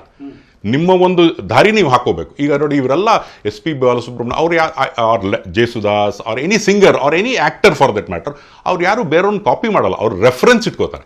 ಈಗ ನಾನು ಅಮಿತಾಬ್ ಬಚ್ಚನ್ ಥರ ಆಗಬೇಕು ಅಂತ ಹೋಗಬಾರ್ದು. ರಾಜ್ಕುಮಾರ್ ಅವರೆಲ್ಲ idols, they are all living legends. There cannot be any ಇನ್ನೊಬ್ಬ ರಾಜ್ಕುಮಾರ್ ಆಗೋಕ್ಕೆ ಸಾಧ್ಯ ಇಲ್ಲ. ಆದರೆ ನಿಮ್ಮ ಸ್ಥಾನವನ್ನು ನೀವು ಕಾಯ್ಕೋಬೋದು, ನಿಮಗೆ ಒಂದು ಸ್ಥಾನವನ್ನು ನೀವು ಮಾಡ್ಕೋಬೋದು. ಸೊ ಆ ನಿಟ್ಟಿನಲ್ಲಿ ಯೋಚನೆ ಮಾಡಿದಾಗ ಖಂಡಿತವಾಗ್ಲೂ ನೀವು ಬೆಳಿಬೋದು. ವೈಯಕ್ತಿಕವಾಗಿ ಸಾಕಷ್ಟು ಆಸ್ಥೆ ಇಟ್ಕೋಬೇಕು, ಕಲೆಗೆ ಪ್ರಾಧಾನ್ಯತೆಯನ್ನು ಕೊಡಬೇಕು. ಅದಕ್ಕಿಂತ ನನಗೆ ಇದರಿಂದ ಎಷ್ಟು ದುಡ್ಡು ಬರುತ್ತೆ ಅಂತ ಫಸ್ಟಿಗೆ ಶುರು ಮಾಡಿದ್ರೆ ಬೆಳವಣಿಗೆ ಸ್ವಲ್ಪ ಕಷ್ಟ ಆಗುತ್ತೆ. ದುಡ್ಡು ವಿಲ್ automatically follow if you have the skills. ಈಗ ಇಂಟರ್ನೆಟ್ ಇದೆ, ಟಚ್ ಆಫ್ ಎ ಬಟನ್ ಅಲ್ಲಿ ಎಲ್ಲ ಮಾಹಿತಿ ಸಿಗುತ್ತೆ. ಬಟ್ ನೀವು 90s ಅಲ್ಲಿ ಸ್ಟಾರ್ಟ್ ಮಾಡಿದಾಗ ಇದೆಲ್ಲ ಅವತ್ತು ಮಾಹಿತಿಗೆ ಇಂಟರ್ನೆಟ್ ಅಷ್ಟು ಇರ್ಲಿಲ್ಲ. ಹೇಗೆ ಸ್ಟಡಿ ಮಾಡ್ತೀವಿ? ಏನಂದ್ರೆ ದ ಪ್ರಾಬ್ಲಮ್ ಇಸ್ ಬುಕ್ಸ್ ಇವತ್ತಿಗೂ ನೀವು ಇಂಟರ್ನೆಟ್ನಲ್ಲಿ ಏನೇ ಮಾಹಿತಿಯನ್ನು ಓದಿದ್ರೆ ಅದು ನಿಮ್ಮಲ್ಲಿ ತಲೆನಲ್ಲಿರುತ್ತೋ, ನೀವು ಪುಸ್ತಕದಿಂದ ಓದೋದು ನಿಮ್ಮಲ್ಲಿ ತಲೆಯಲ್ಲಿರುತ್ತೋ? ಪುಸ್ತಕದಿಂದ. ಸೊ ನಮ್ಗೆ ಆ ಟೈಮ್ದಲ್ಲಿ 90s ಅಲ್ಲಿ ಇದ್ದಿದ್ದ ಪುಸ್ತಕ. So we use to read, ಅದು ನಮ್ಮ ತಲೆನಲ್ಲಿ ಇದಾಗ್ಬೋದು. ಈಗ ಏನಂದ್ರೆ ವಿಡಿಯೋ ಪ್ರೆಸೆಂಟೇಷನ್ ಲೆಕ್ಚರ್ ಮಾಡೋದು ಆ ಮೊಮೆಂಟ್ರಿ ಇರುತ್ತೆ, ಬಟ್ ಅದನ್ನು ನೀವು ಮತ್ತೆ ಮತ್ತೆ ಮತ್ತೆ ಮತ್ತೆ ಡೈಜೆಸ್ಟ್ ಮಾಡ್ಕೋಬೇಕು, ಮತ್ತೆ ಮತ್ತೆ ಮತ್ತೆ ಮತ್ತೆ ರಿಕಲೆಕ್ಟ್ ಮಾಡ್ಕೋಬೇಕು. ಸೊ ಇಂಟರ್ನೆಟ್ನಲ್ಲಿ ಏನಾಗುತ್ತೆ, ನಾವು ಅಲ್ಲಿ ಓದ್ತೀವಿ, ನೋಡ್ತೀವಿ, ಮರ್ತೋಗ್ತೀವಿ. ಅದಾಗಲ್ಲ. ನೀವು ಓದಿರೋದನ್ನ ಮತ್ತೆ ಎಲ್ಲೋ ಇರ್ತೀರಾ. ಫಾರ್ ಎಕ್ಸಾಂಪಲ್ ಓದ್ತಾ ಇರ್ಬೇಕಾದ್ರೆ ಮನೇಲಿ ಇರ್ತೀರಾ, ಬೇರೆ ಎಲ್ಲೋ ಹೋಗ್ತೀರಾ, ಅಲ್ಲಿ ನೀವು ಫ್ರೀ ಇರ್ತೀರಾ, ಅಲ್ಲಿ ಓದಿದ್ದನ್ನ ನೀವು ಮನನ ಮಾಡ್ಕೋಬೇಕು. So if you miss out anything again go to that site. ಮುಂಚೆ ಆದ್ರೆ ಏನಾಗೋದು, ಬುಕ್ಸ್ ಜೊತೆಗಿರೋದು, ಏನಪ್ಪ ಅಂತ ವಾಪಸ್ ತಗೋ. ಇವಾಗ ಹಾಗಲ್ಲ, you have to go to the site. So ಆ ಕಾಲದಲ್ಲಿ ನಾನೇನು ಹೇಳೋದು, books was easier, but now it is much more easier. So easy ಆಗ್ತಾ ಏನಾಗುತ್ತೆ, ಮನುಷ್ಯನಿಗೆ ಸ್ಕಿಲ್ಸ್ ಡೆವಲಪ್ ಮಾಡೋದು ಅಷ್ಟೇ ಕಷ್ಟ ಆಗುತ್ತೆ. ಈಗ ಕ್ಯಾಲ್ಕುಲೇಟರ್ ಫಾರ್ ಎಕ್ಸಾಂಪಲ್, ಮುಂಚೆ ನಾವು ಮ್ಯಾಥ್ಸು ಕುಡು ಕಳೆಯೋದು ಮಾಡ್ತಾ ಇದ್ರಿ. ಫೋನ್ ನಂಬರ್ಸು ಮನೆಯಲ್ಲಿ ಎಲ್ಲಾರ ಮನೆ ಲ್ಯಾಂಡ್ಲೈನ್ ನಂಬರ್ಗಳು ನಿಮಗೆ ಜ್ಞಾಪಕ ಇರ್ತಿತ್ತು. ಇವಾಗ ನಿಮ್ಮ ಮನೆಯವ್ರ ಫೋನ್ ನಂಬರೇ ನಿಮಗೆ ಜ್ಞಾಪಕ ಇರಲ್ಲ. Why? Because it's easy. So when something is tough in life, you will necessity is the mother of invention ಅಂತ ಆಂಗ್ಲ ಭಾಷೆಯಲ್ಲಿ ಹೇಳ್ತಾರಲ್ಲ. ನಮ್ಮ ಅಗತ್ಯತೆನೇ ಅದರ ಇನ್ವೆನ್ಷನ್ಗೆ ಕಾರಣ ಆಗುತ್ತೆ. ಅದಕ್ಕೆ ನಾನು ಇತ್ತೀಚಿನ ದಿನಗಳಲ್ಲೂ ನನ್ನ ಹತ್ತಿರದಲ್ಲಿ ಇರ್ತಕ್ಕಂಥ ಸರ್ಕಲ್ನವ್ರ ಮೊಬೈಲ್ ನಂಬರ್ಸನ್ನು ನಾನು ಸ್ಟೋರ್ ಮಾಡದೆ ಹೋದ್ರು ಅವ್ರ ನಂಬರ್ಸನ್ನು ಬಯಾಟ್ ಹೊಡ್ಕೊಂಡಿದ್ದೀನಿ. ಸೊ ಯಾವುದಾದ್ರೂ ಮೊಬೈಲ್ ಕಳೆದೋದ್ರೆ, if your mobile is lost, then what will you do? Where will you call? ನಿಮ್ಮ ಮನೆಯವ್ರ ನಂಬರ್ ನಿಮಗೆ ಜ್ಞಾಪಕ ಇರಬೇಕು. ನೀವು ಅಣ್ಣ ತಮ್ಮಂದ್ರ ಅವ್ರ ನಂಬರ್ನ ನೀವು ಮನನ ಮಾಡ್ಕೋಬೇಕು. ಅದೇನಾಗುತ್ತೆ, ಸ್ಟೋರ್ ಮಾಡ್ಕೊಂಡ್ಬಿಟ್ಟು. ಸೊ ಇತ್ತೀಚಿನ ದಿನಗಳಲ್ಲಿ ಇಂಟರ್ನೆಟ್ನ ಇಂಪ್ಯಾಕ್ಟ್ ಸಾಕಷ್ಟು ಸಕಾರಾತ್ಮಕವಾಗಿ ಇದ್ರೂ ಸಹ ಅದು ಜೀವನವನ್ನು ಎಷ್ಟು ಸುಲಭ ಮಾಡಿರೋದ್ರಿಂದ ಜ್ಞಾನಾರ್ಜನೆಯ ನಿಟ್ಟಿನಲ್ಲಿ ಅದು ಅಷ್ಟು you need to be a different person. ಇಂಟರ್ನೆಟ್ಟಿಂದ ನಾಲೆಡ್ಜ್ ಪಡೆಯೋ ರೀತಿನೇ ಬೇರೆ, ಪುಸ್ತಕದಿಂದ ನಾವು ನಾಲೆಡ್ಜ್ ಪಡೆಯೋ ರೀತಿನೇ ಬೇರೆ. So it's two different things. ಘಟನೆಗಳಲ್ಲಿ first and most important in terms of ಕ್ರೀಡೆಗಳಲ್ಲಿ ಏನಪ್ಪ ಅಂತಂದರೆ, ವಿದೇಶದಲ್ಲದಲ್ಲೂ ಸಾಕಷ್ಟು ವಿದೇಶದಲ್ಲಿ ನಾನು ವೀಕ್ಷಕ ವಿವರಣೆಯನ್ನು ಮಾಡಿರೋದ್ರಿಂದ ಅತ್ಯಂತ ಪ್ರಮುಖವಾಗಿರ್ತಕ್ಕಂಥ ಕ್ಷಣ ಯಾವುದಪ್ಪ ಅಂತಂದರೆ, ಪಂದ್ಯದ ಆರಂಭದಲ್ಲೋ ಅಥವಾ ಭಾರತದ ಯಾರು ಮೆಡಲ್ ಗೆದ್ದಾಗ ನಮ್ಮ ದೇಶದ ರಾಷ್ಟ್ರಗೀತೆಯನ್ನು ಮೊಳಗಿಸಲಾಗತ್ತೆ. ಆ ಸಂದರ್ಭದಲ್ಲಿ ಇಡೀ ಸ್ಟೇಡಿಯಂನಲ್ಲಿ ಆ ದೇಶದ ಜನರು ನಿಂತಿರ್ತಾರೆ, ಆದರೆ ನಮ್ಮ ದೇಶದ ಜನರು ಬೆರಳೆಣಿಕೆಯಷ್ಟು ಮಾತ್ರ. ನಮ್ಮಂಥ ಫ್ಯೂ ಕಾಮೆಂಟೇಟರ್ಸ್ ಇರ್ತಾರೆ, ಪ್ರೆಸ್ ರಿಪೋರ್ಟರ್ಸ್ ಇರ್ತಾರೆ. ಸೊ ನಾವೆಲ್ಲ ನಿಂತಾಗ ಭಾರತದ ರಾಷ್ಟ್ರಗೀತೆಯನ್ನು ಅತ್ಯಂತ ಮಧುರವಾಗಿ ಸುಶ್ರಾವ್ಯವಾಗಿ ನುಡಿಸ್ತಾರೆ. ಆ ಸಂದರ್ಭದಲ್ಲಿ ನಾವು ನಿಂತಿರ್ತೀವಿ. ಆ ಒಂದು ಕ್ಷಣ ಮೈ ಝುಮ್ ಅನ್ನುವಂಥ, ಮೈ ನವಿರೇಳಿಸುವಂತಹ ಕ್ಷಣ. ಬಹುಶಃ ಅದನ್ನು ಅನುಭವಿಸಿದ್ರೇ ತಿಳ್ಕೋಬೇಕು. ಆ ರಾಷ್ಟ್ರಗೀತೆ ಮೊಳಗಿದಾಗ, ನಮ್ಮ ದೇಶದ ಯಶಸ್ಸನ್ನು ಕಂಡಾಗ, that's one of the most memorable events, most memorable moments of all commentaries ಅಂದರೆ ತಪ್ಪಾಗಲಾರದು. ಸಾವಿರಾರು ಕ್ಷಣಗಳನ್ನ ನೀವು ಖಂಡಿತ ಸಾವಿರಾರು ಕ್ಷಣಗಳಾಗಿದೆ. ಜೊತೆಗೆ ಸಾಕಷ್ಟು ಇಂಟರಾಕ್ಷನ್ಸ್ಗಳು ನಡೆದಿದೆ. ಅಂತಾರಾಷ್ಟ್ರೀಯ ವೀಕ್ಷಕ ವಿವರಣೆಕಾರರೆಲ್ಲ ಅವರೆಲ್ಲರೂ ಸಹ ಅನೇಕ ಜನ ನನ್ನ ಹತ್ರ ಬಂದು you are a born broadcaster ಅಂತ ಹೇಳ್ತಾರೆ. ಅಂದರೆ ನೀವು ಹುಟ್ಟಾನೆ ನೀವು ಬ್ರಾಡ್ಕಾಸ್ಟಿಂಗಿಗೆ ಹುಡ್ದವನೇನಪ್ಪ. ಸೊ ಈ ರೀತಿ ಸಾಕಷ್ಟು ಕಾಂಪ್ಲಿಮೆಂಟ್ಸ್ ಬಂದಿದೆ. ನಿರೂಪಣೆಯ ಸಂದರ್ಭದಲ್ಲಿ ಒಂದು ಡಾಕ್ಟರ್ ಬಾಲಮುರಳಿ ಕೃಷ್ಣ ಅವರದ್ದು ಒಂದು ಶೋನ ನಾನು ಆ್ಯಂಕರ್ ಮಾಡಿದೆ. ಸುಮಾರು ನಾನು ಆ್ಯಂಕರಿಂಗ್ ಬಗ್ಗೆ ಜಾಸ್ತಿ ಹೇಳಿಲ್ಲ ನಮ್ಮ ವೀಕ್ಷಕರಿಗೆ. ನಾನು ಸುಮಾರು 4-5 ಸಾವಿರ ಫಂಕ್ಷನ್ಸನ್ನು all over the world I have anchored. Stage programmes 4-5 ಸಾವಿರ ಆಲ್ ಓವರ್ ದ ವರ್ಲ್ಡ್. ಸಾಕಷ್ಟು ಕಾನ್ಫರೆನ್ಸಸ್ಗಳು ಮಾಡಿದ್ದೀನಿ. ಕಲ್ಚರಲ್ಗಿಂತ ಹೆಚ್ಚಾಗಿ ಈ news, current affairs, right from prime minister, president, governor, chief minister, foreign dignitaries ಇವರೆಲ್ಲ ಇರುವಂತಹ ಹಲವು ಕಾರ್ಯಕ್ರಮಗಳನ್ನು ನಾನು 4,000ಕ್ಕೂ ಹೆಚ್ಚು, ಆಲ್ಮೋಸ್ಟ್ 5,000 ಹತ್ತತ್ರ ಕಾರ್ಯಕ್ರಮನ ನಿರೂಪಣೆ ಮಾಡಿದ್ದೀನಿ. ಈ ನಿರೂಪಣೆ ಹಿನ್ನೆಲೆಯಲ್ಲಿ ಒಂದ್ಸಲ ಡಾಕ್ಟರ್ ಬಾಲಮುರಳಿ ಕೃಷ್ಣ ಅವರು ಅವ್ರದ್ದು ಒಂದು ಶೋಗಿಂತ ಮುಂಚೆ ಎಲ್ಲ ಪ್ರೋಗ್ರಾಮ್ ಇರುತ್ತಲ್ಲ, ಅದು ಆ್ಯಂಕರ್ ಮಾಡಿದಾಗ ಅವರು ನನಗೆ ಕರೆದ್ರು, ಮಿಸ್ಟರ್ ಪ್ರಕಾಶ್ ಬನ್ನಿ ಅಂತ. ಇವ್ರು ಯಾರು? ಈಸ್ ಮಿಸ್ಟರ್ ಪ್ರಕಾಶ್ ಅಂತ ಅಲ್ಲಿ ಆರ್ಗನೈಸರ್ ಹೇಳಿದ್ರು. ಅವ್ರು ನನಗೆ ಹತ್ತಿರ ಕರೆದ್ರು. This man mister Prakash, if he were to be singing, people like me would be out of business ಅಂತ ಹೇಳಿದ್ರು. ಎಸ್, ಅಂದರೆ ಈ ಮನುಷ್ಯ ಇಲ್ಲಿ ನಿರೂಪಣೆ ಮಾಡ್ತಾ ಇರುತ್ತವನು, ಅವನು ಏನಾರು ಹಾಡ್ತಾ ಇದ್ದಿದ್ರೆ ನನ್ನಂಥವನಿಗೆ ಕೆಲಸ ಇರ್ತಿರ್ಲಿಲ್ಲ. So it's a great compliment. ಹಾಗೇನೆ ವಯಲಿನಿಸ್ಟ್ ಸುಬ್ರಹ್ಮಣ್ಯಂ ಎಲ್ಸೋ ಅವರು 1-2-3 ಫಂಕ್ಷನಲ್ಲಿ ಅವ್ರದ್ದು ನಿರೂಪಣೆ. ಅವ್ರು ಹೇಳಿದ್ರು, ಶಂಕರ್ ನೀವು ಸಮಯವನ್ನು ವ್ಯರ್ಥ ಮಾಡ್ತಾ ಇದ್ದೀರಿ, ನೀವು ಹಾಡನ್ನು ಅಭ್ಯಾಸ ಮಾಡಿ ಅಂತ ಅವರು ಹೇಳಿದ್ದಾರೆ. ಸೊ ಈ ರೀತಿ ಸಾಕಷ್ಟು 100 ಕ್ಷಣಗಳು ಜೀವನದಲ್ಲಿ ಬಂದಿದೆ. ಆ್ಯಂಡ್ ಇನ್ನೊಬ್ಬರು ಮಾಶೇಲ್ಕರ್ ಅಂತಿದ್ದಾರೆ, ಅವರು ತುಂಬ ಯೂನಿವರ್ಸಿಟಿಗಳಲ್ಲಿ ಮೋರ್ ದೆನ್ 50-60 ಯೂನಿವರ್ಸಿಟಿ, ಅವ್ರು ರಿಲಯನ್ಸ್ಗೆಲ್ಲ ಅಡ್ವೈಸರ್ ಅವರು ಮಾಶೇಲ್ಕರ್ ಅಂತ. Is an authority on several scientific thing. ಅವ್ರು ನನಗೆ ಅನೇಕ ಬಾರಿ ಫಂಕ್ಷನಲ್ಲಿ ಸಿಕ್ಕಿದ್ದಾರೆ. ಅವರು Shankar, I think you are the best. I am not telling in Karnataka, you are probably the best in India ಅಂತ 1-2-3 ಸಲ ನನಗೆ ಹೇಳಿದ್ರು. ಏನಾಗಿದೆ ಅಂದರೆ, ನಿರೂಪಣೆಯಲ್ಲಿ ಇತ್ತೀಚಿನ ದಿನಗಳಲ್ಲಿ ನಿರೂಪಣಾಕಾರರು ಭಾಷಣಕಾರರಲ್ಲ. ಈಗ ನನಗೆ ನೀವು ನಿರೂಪಣೆ ಕರೆದಿದ್ದು ಕಾರ್ಯಕ್ರಮನ ನಿರೂಪಣೆ ಮಾಡೋಕ್ಕೆ, ನನ್ನ ಜ್ಞಾನವನ್ನು ತೋರಿಸೋದಕ್ಕಲ್ಲ. ನೀವು ನನಗೆ ಗೆಸ್ಟಾಗಿ ಕರಿತೀರಾ ಅಂತ ಇಟ್ಕೊಳ್ಳಿ, ನೀವು ನನಗೆ ಗೆಸ್ಟಾಗಿ ಕರಿ, ಆವಾಗ ನಾನು ನನ್ನ ಜ್ಞಾನ ತೋರಿಸ್ಬೋದು. ಈಗ ನಿರೂಪಣೆ ಕರೆದ್ಬಿಟ್ಟು ನನ್ನ ಪಕ್ಕದಲ್ಲಿ PhD ಡಾಕ್ಟರೇಟ್ ಮಾಡಿರುವಂತಹ ಒಬ್ಬ ಎಕ್ಸ್ಪರ್ಟ್ ಇದ್ದಾಗ, ಆ ಸ್ಕಾಲರ್ ಇದ್ದಾಗ ನನಗನ್ಸತ್ತೆ, ಇತ್ತೀಚಿನ ನೋಡಿ ನನಗನ್ಸತ್ತೆ, who are we in front of them, ನಮಗೆ ಕರೆದಿರೋ ನಾವು ಅವ್ರಿಗಿಂತಾನೆ ದೊಡ್ಡ ಮನುಷ್ಯರಾಗಿರ್ಬೋದು ಜೀವನದಲ್ಲಿ. ಆದರೆ ಆ ಸಂದರ್ಭದಲ್ಲಿ ನೀವು ನಿರೂಪಕರು, ಅವರ ಒಂದು ಎಕ್ಸ್ಪರ್ಟೀಸನ್ನು ಜನತೆಗೆ ಪರಿಚಯ ಕೊಡುವಂತಹ ಕೆಲಸ ನನ್ನದು. ಅದಕ್ಕಿಂತ ಅನೇಕ ಜನ ಈಗಿನ ಕಾಲದಲ್ಲಿ ನಾವು ನೋಡ್ತಾ ಇದ್ದೀವಿ, ಮನೆಯಲ್ಲಿ ಸಾಕಷ್ಟು ಅಧ್ಯಯನ ಮಾಡ್ತಾರೆ, ಆ ಎಕ್ಸ್ಪರ್ಟ್ಗಿಂತ ಜಾಸ್ತಿ ಕಾರ್ಯಕ್ರಮ ನಿರ್ವಹಿಸುವವರೇ ಮಾತಾಡ್ತಾರೆ. So this is one thing which all anchors should learn. We are not called to give ಭಾಷಣ್, ವಿ ಹ್ಯಾವ್ ಬಿನ್ ಕಾಲ್ಡ್ ಕಾರ್ಯಕ್ರಮನ ಪ್ರಸ್ತುತಪಡಿಸೋದಕ್ಕೆ, ಮ್ಯಾಟರ್ ಆಫ್ ಫ್ಯಾಕ್ಟ್ ಲಿಂಕ್ ಮಾಡೋದಕ್ಕೆ. ಸೂತ್ರಧಾರ ಅಂತ ನಾಟಕದಲ್ಲಿ ಏನಿತ್ತು ಅದು ನಮ್ಮ ಕೆಲಸ. ನಿಮಗೆ ಗೆಸ್ಟನ್ನಾಗಿ ಕರೆದಾಗ, ನಿಮಗೆ ಅತಿಥಿಗಳನ್ನಾಗಿ ಕರೆದಾಗ ನೀವೇನಾರ ಮಾತಾಡಿ, ಆದರೆ ನಿರೂಪಕಕಾರರಾಗಿ ಕರೆದಾಗ. ಸೊ ಈ ಹಿನ್ನೆಲೆಯಲ್ಲಿ ಸಾಕಷ್ಟು ಜನ, ನನಗೆ ಬಹಳಷ್ಟು ಜನ ಹೇಳಿದ್ದಾರೆ, ನೀವು ಎಷ್ಟು ಬೇಕೋ ಅಷ್ಟೇ ನಿಯಮಿತವಾಗಿ ಮಾತಾಡ್ತಾರೆ. ಕೆಲವರಿಗೆ ತುಂಬ ಮಾತಾಡೋದು ಇಷ್ಟ ಆಗುತ್ತೆ, but most of the people don't like the anchors to talk too much. ಬಹಳಷ್ಟು ಜನ ನೋಡಿ, ಇವರೇನು ಅವ್ರು ಬೇರೆಯವ್ರಿಗೆ, ಈಗ ನೀವು ಮುಖ್ಯಮಂತ್ರಿಗಳನ್ನು ಕರೆದಿದ್ದು ಮಾಡಿದಾಗ ಮುಖ್ಯಮಂತ್ರಿಗಳಿಗೆ ನಾವು ಪ್ರಶ್ನೆಗಳನ್ನು ಹಾಕಿ ಈ ರೀತಿ. So we have to allow the other person to talk more rather than we talking more. This is one of the basics which probably everyone should learn in anchoring. Wow. Yes. And English, Kannada 2-3 language ಮಾಡೋದ್ರಿಂದ ಅವಕಾಶಗಳು ಸಾಕಷ್ಟು tech ಸಮಿಟ್ಸ್ಗಳಿರ್ಬೋದು, Australian ಸಾಕಷ್ಟು ಕಾನ್ಫರೆನ್ಸಸ್ಗಳಿಗೆ ನಾನು main anchoring ಆಗಿ ಮಾಡಿದ್ದೀನಿ. Yes, major corporates have done. ಈಗ Bengaluru tech summit ನಡೀತಾ ಇದೆ ಬೆಂಗಳೂರಲ್ಲಿ.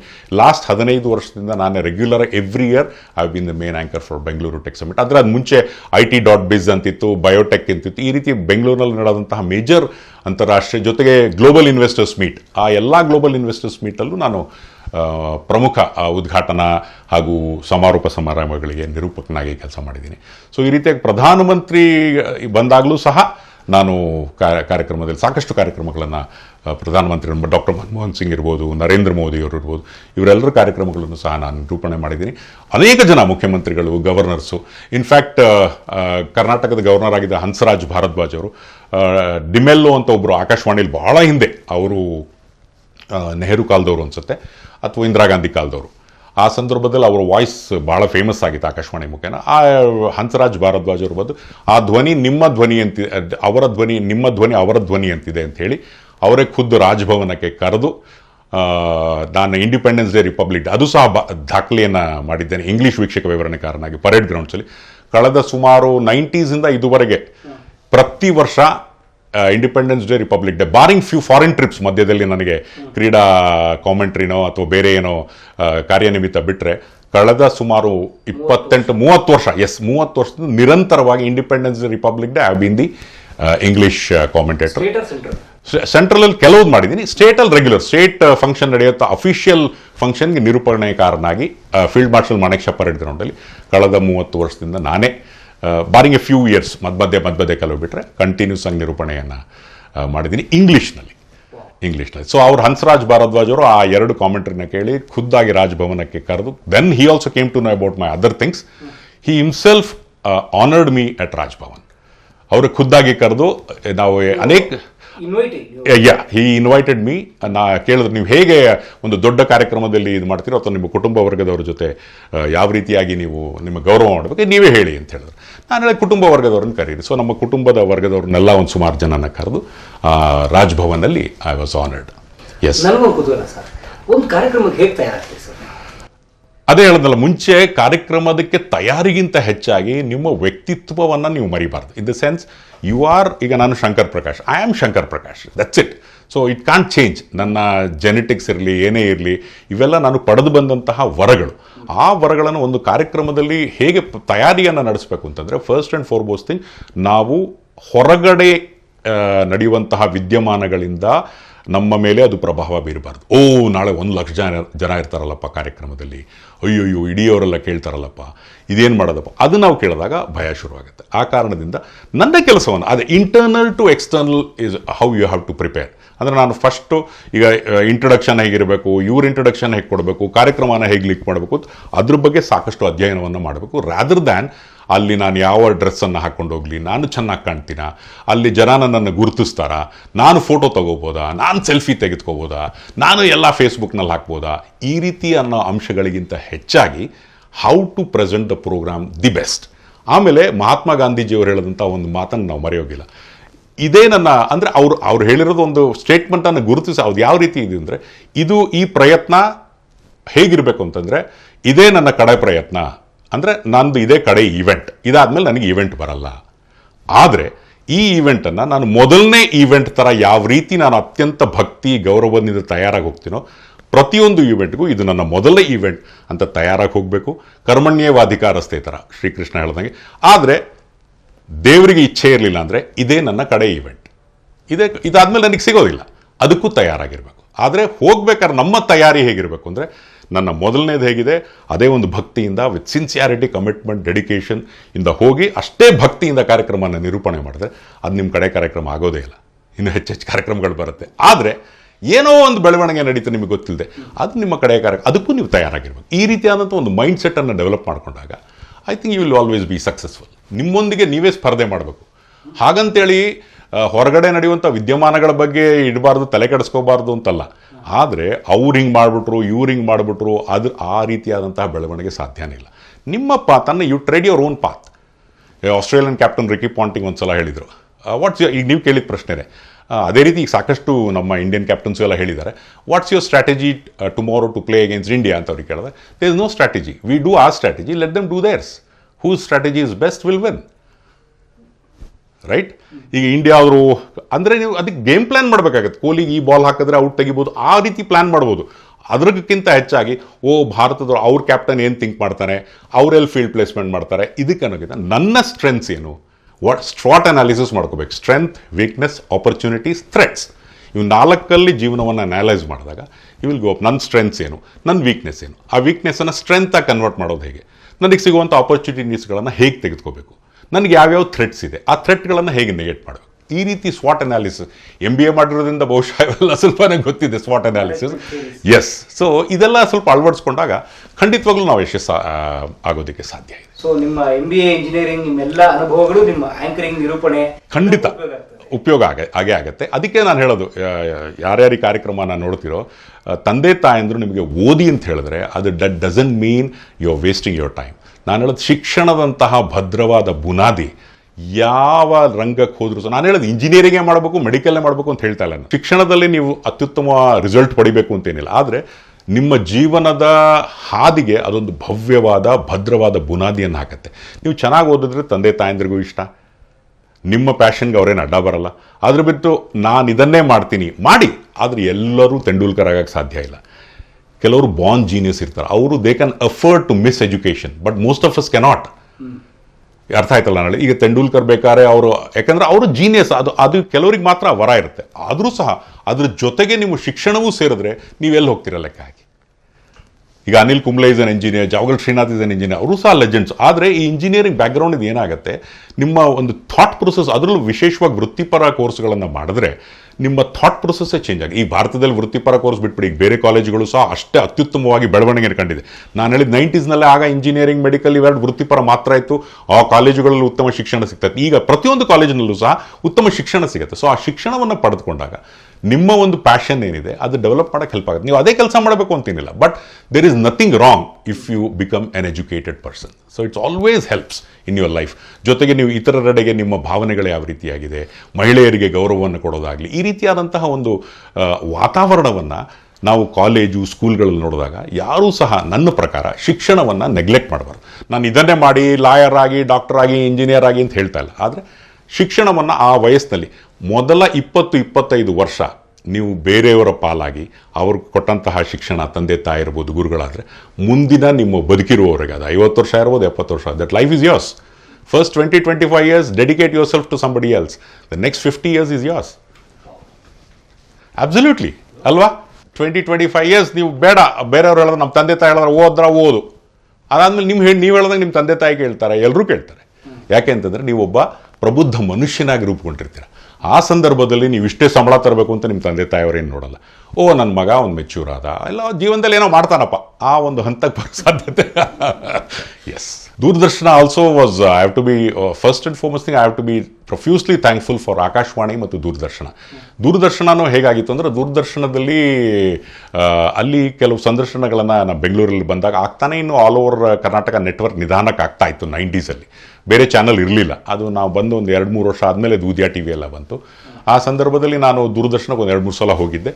ಆವಾಗ ಒಂದಿಷ್ಟು ಕ್ರೀಡಾ ಕಾರ್ಯಕ್ರಮಗಳನ್ನು ಚಂದ್ರಕುಮಾರ್ ಅಂತ ಒಬ್ಬರು ನಿರ್ಮಾಪಕರಿದ್ದರು, ಅವರು ಸಂದರ್ಭದಲ್ಲಿ 1-2 ಪ್ರೋಗ್ರಾಮ್ಗಳನ್ನು ಕೊಟ್ಟರು. ಆ ಟೈಮ್ನಲ್ಲಿ ನ್ಯೂಸ್ಗೆ ಅನೌನ್ಸ್ ಮಾಡಿದ್ರು. 1000 ಜನ ಅಪ್ಲಿಕೇಶನ್ನ ಹಾಕಿದರು ನ್ಯೂಸ್ ಕಾಸ್ಟಿಂಗಿಗೆ. ಪ್ರಾಬ್ಲಿ ನಮ್ಮ ತಂದೆ ಅಥವಾ ನಮ್ಮ ಫ್ಯಾಮಿಲಿಯಿಂದ ಬಂದಂತಹ ಈ ವಾಯ್ಸ್ ಕಾರಣದಿಂದ I went up and up. ಕೊನೆಗೆ 1000 ಜನ ಅಪ್ಲಿಕೇಶನಲ್ಲಿ ಸುಮಾರು 32 ಜನ ಶಾರ್ಟ್ ಲಿಸ್ಟ್ ಆದರು. ಆ 32 ಜನದಲ್ಲಿ 5 ಜನನೋ 6 ಜನನೋ ಶಾರ್ಟ್ ಲಿಸ್ಟ್ ಆದರು. ಆದರೆ ಫಾರ್ಚುನೇಟ್ಲಿ 6 ಜನದಲ್ಲಿ ನಾನೊಬ್ಬ. 1000 ಜನ, 1800-2000 ಅಪ್ಲಿಕೇಶನ್ ಬಂದಿತ್ತಂತೆ. ಅದು 180 ಆಗಿ, ಅದು 32 ಆಗಿ, ಆನಂತರ 5-6 ಆಯಿತು. 6 ಜನದಲ್ಲಿ ನಾನೊಬ್ಬ ಆಗಿದ್ದೆ. ಸೊ ಆನಂತರ ದೂರದರ್ಶನಲ್ಲಿ ಸಿಕ್ಕಂತಹ ತರಬೇತಿನ ಮತ್ತು ಅಷ್ಟೇ ಪ್ಯಾಷನಿಂದ ಮಾಡಿದೆ. So one of the faces, ಒಂಥರ ರೆಕಗ್ನೈಸ್ ಫೇಸಸ್ ಆಫ್ ದೂರದರ್ಶನ್ ಅನ್ನುವಂತಹ ನಿಟ್ಟಿನಲ್ಲಿ ದೂರದರ್ಶನ ನನಗೆ ಅವಕಾಶ ಮಾಡಿಕೊಡ್ತು. ನ್ಯೂಸ್ ಓದ್ತಾ ವಾಯ್ಸ್ ಚೆನ್ನಾಗಿರೋದ್ರಿಂದ ಆಗಿನ ಕಾಲದಲ್ಲಿ ಸಾಕಷ್ಟು ಡಾಕ್ಯುಮೆಂಟ್ರೀಸ್ಗಳು ಮಾಡ್ತಾಯಿದ್ರು. ಸೊ ಆ ಡಾಕ್ಯುಮೆಂಟ್ರೀಸ್ಗಳಿಗೆ ಹಿನ್ನೆಲೆ ಧ್ವನಿಯಾಗಿಯೂ ಸಹ ಬಂದೆ. ಆಮೇಲೆ ಮಾಡ್ತಾ ಅದರಲ್ಲಿ ಇಂಗ್ಲೀಷು ಮಾಡ್ತೀನಿ ಅಂತ ಗೊತ್ತಾಯಿತು. ಸೊ ಸಾಕಷ್ಟು ಕಾರ್ಪೊರೇಟ್ ಫಿಲ್ಮ್ಸ್ಗಳಿಗೂ ಸಹ, ಕಾರ್ಪೊರೇಟ್ ಕ್ಲಿಪ್ಸ್ಗಳಿಗೆ, ಕಂಪನಿ ಪ್ರೆಸೆಂಟೇಷನ್ಸ್ಗಳಿಗೆ ಸುಮಾರು 8000 ಡಾಕ್ಯುಮೆಂಟ್ರೀಸ್, ಕಾರ್ಪೊರೇಟ್ ಫಿಲ್ಮ್ಸ್, 8,000+ ಅಷ್ಟಕ್ಕೆ ನಾನು ವಾಯ್ಸನ್ನು ಕೊಟ್ಟಿದ್ದೀನಿ. ಅಡ್ವರ್ಟೈಸ್ಮೆಂಟ್ ಸುಮಾರು ಒಂದು 8 ಲ್ಯಾಂಗ್ವೇಜಸಲ್ಲಿ I advertised in voicing. So that way Doordarshan, ಆಕಾಶವಾಣಿಯಿಂದ ಭದ್ರವಾದ ಫೌಂಡೇಶನ್ ಸಿಕ್ತು. ಆ್ಯಂಡ್ ನ್ಯೂಸ್ ನ್ಯೂಸ್ ಸುಮಾರು ಸಾಕಷ್ಟು ನಿರಂತರವಾಗಿ ಒಂದು 20-21 ವರ್ಷಗಳ ಕಾಲ ಓದಿದೆ. ಈಗಲೂ ಹೋಗ್ತೀನಿ. ಈಗ ವಿಧಾನಮಂಡಲದಲ್ಲಿ ಇಂದು ಕೆಲವು ಕಾರ್ಯಕ್ರಮಗಳಿಗೆ ಕರೀತಾರೆ, ಹೋಗ್ತೀನಿ. ಸೊ ಇವತ್ತಿಗೂ ಸಹ ನನ್ನ ಟಚ್ ದೂರದರ್ಶನ ಹಾಗೂ ಆಕಾಶವಾಣಿನಲ್ಲಿ ಇದೆ ನಿರಂತರವಾಗಿ. And any work whenever they call for Doordarshan, Akashvani, ನಾನು ಕಮರ್ಷಿಯಲ್ಸ್ ನೋಡೋದೇ ಇಲ್ಲ. ಐ ಜಸ್ಟ್ ಗೋ ಬಿಕಾಸ್ ಅವರಿಂದ ಸಿಕ್ಕಂತಹ brand value, it is face value, brand value, voice value, ಅದಕ್ಕೆ ಬೆಲೆ ಕಟ್ಟಕ್ಕಾಗಲ್ಲ. ಸೊ ಆ ಕಾರಣದಿಂದ ದೂರದರ್ಶನ, ಆಕಾಶವಾಣಿ ಯಾವಾಗ ಕರೆದ್ರೂ ಸಹ ಅತ್ಯಂತ ಒಬಿಡಿಯೆಂಟ್ ಆಗಿ, ಭಯಭಕ್ತಿಯಿಂದ ಇವತ್ತಿಗೂ ಸಹ ಹೋಗಿ ಕಾರ್ಯಕ್ರಮವನ್ನು ಮಾಡ್ತೀನಿ. ಸೊ ನೀವು ಹೇಳಿದ್ರೆ ಬಹಳ ಸಲ ಈ ಕಮರ್ಷಿಯಲ್ ವ್ಯಾಲ್ಯೂಗಿಂತ ಅದು ಬಹಳ ಮುಖ್ಯ ಅನ್ಸುತ್ತೆ. ಲೈಕ್ ನಮ್ಮ ಗ್ರಾಟಿಟ್ಯೂಡ್ ಇರುತ್ತಲ್ಲ ಒಂದು ಸಂಸ್ಥೆಗೋ ಅಥವಾ. Absolutely, particularly in the beginning ಸ್ಟೇಜಸ್ಸಲ್ಲಿ ನೀವು ಆದಷ್ಟು ಗ್ರ್ಯಾಟಿಟ್ಯೂಡ್ ಇರಬೇಕು. ಅಂದರೆ ನೀವು ಕೆಲಸನ ಕಲಿಬೇಕು. See the whole problem is, ನಿಮಗೆ ಲಾಂಗ್ ಇನ್ನಿಂಗ್ಸ್ ಬೇಕು ಅಂದರೆ you need to be a marathon runner, not a 100 meters thing. ಈಗ ಇತ್ತೀಚಿನ ದಿನಗಳಲ್ಲಿ ನಾವೇ ನೋಡ್ತಾ ಇದ್ದೀವಿ, ಹುಡುಗರುಗಳು ಈಗ ಬರ್ತಾರೆ, ಬಂದ್ಬಿಟ್ಟು ಈಗ once they come, they first want to know how much time I have to spend. ಈ ಕಾರ್ಯಕ್ರಮ ನಾನು ಮಾಡ್ಬೇಕಾದ್ರೆ ಎಷ್ಟೊತ್ತು ಕಾಯಬೇಕು, ಇದರಿಂದ ನನಗೇನು ಬೆನಿಫಿಟ್ ಇದೆ, ಇದರಿಂದ ನನಗೆ ಮುಂದೆ ಉಪಯೋಗ ಇದೆಯಾ, ನಾನೆಲ್ಲೋ ಹಾಕೋತೀನಿ ಸೋಷಿಯಲ್ ಮೀಡಿಯಾದಲ್ಲಿ, ಅದರಿಂದ ನನಗೆ ಮುಂದೆ ಬೆಳವಣಿಗೆ ಸಿಗುತ್ತಾ, ಆ ಕಾರ್ಯಕ್ರಮಕ್ಕೆ ನಂಗೆ ಅವಕಾಶ ಸಿಗುತ್ತೆ, ಈ ಥಿಂಕಿಂಗ್ ಇಟ್ಕೊಂಡು ಬರಬಾರ್ದು. ಅದಕ್ಕಿಂತ ಹೆಚ್ಚಾಗಿ ನಿಮಗೆ ನಿರೂಪಕರಾಗಿ ಕರೆದ್ರ ನಾನು ಎಷ್ಟು ಚೆನ್ನಾಗಿ ನಿರೂಪಣೆ ಮಾಡಬಲ್ಲೆ, ನಾನು ಎಷ್ಟು ಚೆನ್ನಾಗಿ ಕನ್ನಡ ಮಾತಾಡಬಲ್ಲೆ, ಎಷ್ಟು ಚೆನ್ನಾಗಿ ಇಂಗ್ಲೀಷ್ ಪ್ರೆಸೆಂಟೇಷನ್ ಮಾಡಬಲ್ಲೆ, ಎಷ್ಟು ಚೆನ್ನಾಗಿ ಗೆಸ್ಟಿಗೆ ಇಂಟರ್ವ್ಯೂ ಮಾಡಬಲ್ಲೆ, ಎಷ್ಟು ಚೆನ್ನಾಗಿ ನಾನು ಅವ್ರಿಗೆ ಕ್ವೆಶ್ಚನ್ಸ್ ಕೇಳಬಲ್ಲೆ, ಇದಕ್ಕೆ ಫೋಕಸ್ ಮಾಡಿದಾಗ ಬಿಗಿನಿಂಗ್ ಸ್ಟೇಜಸ್ಸಲ್ಲಿ, that's a strong foundation. And thereafter automatically it follows. ನಿಮಗೆ people will call you. So on the contrary, ಇದನ್ನು ನಾನು ಮಾಡಿದ್ರೆ ಅವ್ರು ಕರೀತಾರಾ ಅಂತ ನಾವೇನು ಸಾಧನೆ ಮಾಡಿರೋದು 1-2 ಕಾರ್ಯಕ್ರಮ. ಆ್ಯಂಡ್ ಪೀಪಲ್ ಟುಡೇ 1-2 ಕಾರ್ಯಕ್ರಮ ಮಾಡಿಬಿಟ್ಟು ನಾವು ಅಚೀವರ್ಸ್ ಆಗಿದ್ದೀವಿ ಅಂತ ತಿಳ್ಕೊತಾರೆ. So all these things all will lead to a very very ಬಹಳ ಕಡಿಮೆ ಆಯಸ್ಸು ನಿಮ್ಗೆ ಆ ಒಂದು ವೃತ್ತಿನಲ್ಲಿರುತ್ತೆ. Work brings work, and also fans, everybody, only work will relate to you. And okay, ಸ್ವಲ್ಪ ಮಟ್ಟಿಗೆ ನಿಮಗೆ ಅದೃಷ್ಟದ ಫ್ಯಾಕ್ಟರ್ ಇರುತ್ತೆ. ಎಲ್ರಿಗೂ ಭಾಳ ಅದೃಷ್ಟ ಇರೋದಿಲ್ಲ. ಅದ್ರಲ್ಲಿ ಕೆಲವ್ರಿಗೆ ಅನ್ಕೋತಿರ್ತೀರ, ಇವ್ರು ಏನೂ ಇಲ್ಲ, ಹಿಂಗೆ ಅದು ಅವ್ರ ಅದೃಷ್ಟ. we have seen so many people with less talent, but they have grown up in life. That's probably ನಮಗೆ ಅವರ ಪ್ರತಿಭೆ 2 ವಿಧದಲ್ಲಿ ಅದನ್ನು ಅನಲೈಸ್ ಮಾಡ್ಬೋದು. ಒಂದು, ಅವ್ರಿಗೆ ಅದೃಷ್ಟ ಜಾಸ್ತಿ ಇದೆ ಅಂತ ಅನಲೈಸ್ ಮಾಡ್ಬೋದು. 2, ಪ್ರಾಬಬ್ಲಿ ಅವರಲ್ಲಿರ್ತಕ್ಕಂಥ ಒಂದು ಆ ವರ್ಕ್ ಕಲ್ಚರನ್ನು ನಮ್ಗೆ ಐಡೆಂಟಿಫೈ ಮಾಡೋಕ್ಕಾಗಿಲ್ಲ ಅಂತಲೂ ತಿಳ್ಕೊಬೋದು. So it depends on how U C it. So ಆ ಕಾರಣದಿಂದ ನಿಮ್ಮ ವರ್ಕ್ ಕಲ್ಚರನ್ನು ನೀವು ಡೆವಲಪ್ ಮಾಡಿದ್ರೆ ಖಂಡಿತವಾಗಿ ಪ್ರೊಫೆಷ್ನಲ್ ಆಗಿ you can always grow in any line. You need to be a thorough professional. ವೃತ್ತಿಪರರಾಗಿ ನಿಮ್ಮ ಕೆಲಸಕ್ಕೆ ನಿಯತ್ತಾಗಿ ನೀವು ಕೆಲಸವನ್ನು ಮಾಡಿದ್ರೆ I think you can reach. ಪ್ರತಿಭೆ ಅನ್ನೋ ಒಂದು ಪದ ಬಳಸಿದ್ರೆ ಟ್ಯಾಲೆಂಟ್ ಅಂತ. ಪ್ರತಿಭೆ ಅಂದ್ರೆ ಏನು, ಪ್ರಿಪ್ರೇಷನ್ ಅಥವಾ ಕೆಲವರು ಅಂತಾರೆ ಈಗ ಒಬ್ಬ ಸ್ಟಾರ್ ಮಗ ಪ್ರತಿಭಾವಂತ ಅಂತಾರೆ. ಪ್ರತಿಭೆ ವಾಟ್ ಇಸ್ ಪ್ರತಿಭೆ? ಪ್ರತಿಭೆ is something, it's A multi dimensional word. ಅಂದರೆ ಟ್ಯಾಲೆಂಟ್ ಅನ್ನೋದು ಈಗ ನಿಮ್ಮಲ್ಲಿ ಯಾವ ಟ್ಯಾಲೆಂಟ್ ಇದೆ ಅನ್ನೋದು ನಿಮಗೆ ಹೋಗ್ತಾ ಗೊತ್ತಾಗುತ್ತೆ. ಉದಾಹರಣೆಗೆ ನಿಮಗೆ ಕಾರ್ಯಕ್ರಮ ನಿರೂಪಣೆ ಮಾಡೋದಿರ್ಬೋದು, ಮಿಮಿಕ್ರಿ ಮಾಡೋದಿರ್ಬೋದು, ಅಥವಾ ಧ್ವನಿಯ ಅನುಕರಣೆ ಮಾಡಿದಾಗ ನೀವು ಅದರಲ್ಲಿ ತೊಡಗಿಸ್ಕೋಬೇಕು. That is the starting stage. First of all you to identify ನಿಮಗೆ ಯಾವ ವಿಷಯದಲ್ಲಿ ಉಳಿದವರಿಗಿಂತ ಭಿನ್ನವಾಗಿದ್ದೀರಿ ನೀವು ಅಂತ. ಅದೇ ಪ್ರತಿಭೆ. ಆಸಕ್ತಿ ಹೆಚ್ಚಿಗಿಂತ ಹೆಚ್ಚಾಗಿ ಅದು ಆಸಕ್ತಿ ಎಲ್ರಿಗೂ ಇರುತ್ತೆ. ಈಗ ಹಾಡು ಕೇಳೋದಕ್ಕೆ ಎಲ್ರಿಗೂ ಆಸಕ್ತಿ ಇದೆ, ಬಟ್ ಎವ್ರಿಬಡಿ ಕಾನ್ ಸಿಂಗ್.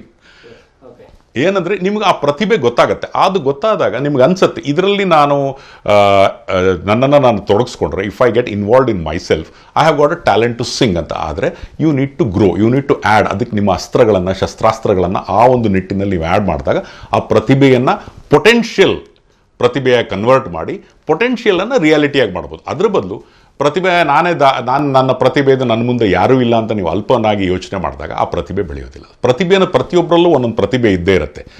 ಅದು ಬೀಟ್ ಎನಿಥಿಂಗ್. ಇದು ಕೆಲವರನ್ನು ನೋಡಿ ಬಹಳ ಚೆನ್ನಾಗಿ ಅತ್ಯುತ್ತಮವಾಗಿ ಬಿಸ್ನೆಸ್ಸನ್ನು ಮಾಡ್ತಾರೆ. ಅದೇ PhD ಮಾಡಿ 4 ಡಿಗ್ರಿ ಮಾಡಿರೋರು ಬಿಸ್ನೆಸ್ ಮಾಡೋಕ್ಕಾಗೋದಿಲ್ಲ. ಓದಿಲ್ಲದೆ ಇರೋರು ಬಿಸ್ನೆಸ್ ಮಾಡ್ತಾರೆ. ಆದರೆ ಓದಿರೋರನ್ನು ಇಟ್ಕೊಂಡು ಬಿಸ್ನೆಸ್ನಲ್ಲಿ ಬೆಳೆದಿರೋರು ಓದ್ದೇ ಇರೋರು ಇದ್ದಾರೆ. So life it self is A journey. So ಅದರಿಂದ ನಿಮ್ಮ ಪ್ರತಿಭೆಯನ್ನು ನೀವು ಐಡೆಂಟಿಫೈ ಮಾಡೋದು ಭಾಳ ದೊಡ್ಡದು. ಪ್ರತಿಯೊಬ್ಬರಲ್ಲೂ ಒಂದು ಪ್ರತಿಭೆ ಇರುತ್ತೆ. ಆದರೆ ಆ ಪ್ರತಿಭೆಯ ಪೊಟೆನ್ಷಿಯಲನ್ನು ಅನಾವರಣಗೊಳಿಸಬೇಕು ಅಂತಂದರೆ ನಿಮ್ಮನ್ನು ನೀವು ತೊಡಗಿಸ್ಕೊಳ್ಬೇಕು. ಅದರಲ್ಲಿ ಯಶಸ್ಸನ್ನು ಗಳಿಸೋದಕ್ಕೆ ಸ್ವಲ್ಪ ಮಟ್ಟಿನ ಅದೃಷ್ಟದ ಬೆಂಬಲವೂ ಇರಬೇಕು. ಆದರೆ ನಿಮ್ಮ ಪ್ರತಿಭೆಯನ್ನು ನೀವೇ ಗುರುತಿಸ್ಕೋಬೇಕು, ಅದರಲ್ಲಿ ನೀವು ಮುನ್ನಡಿ.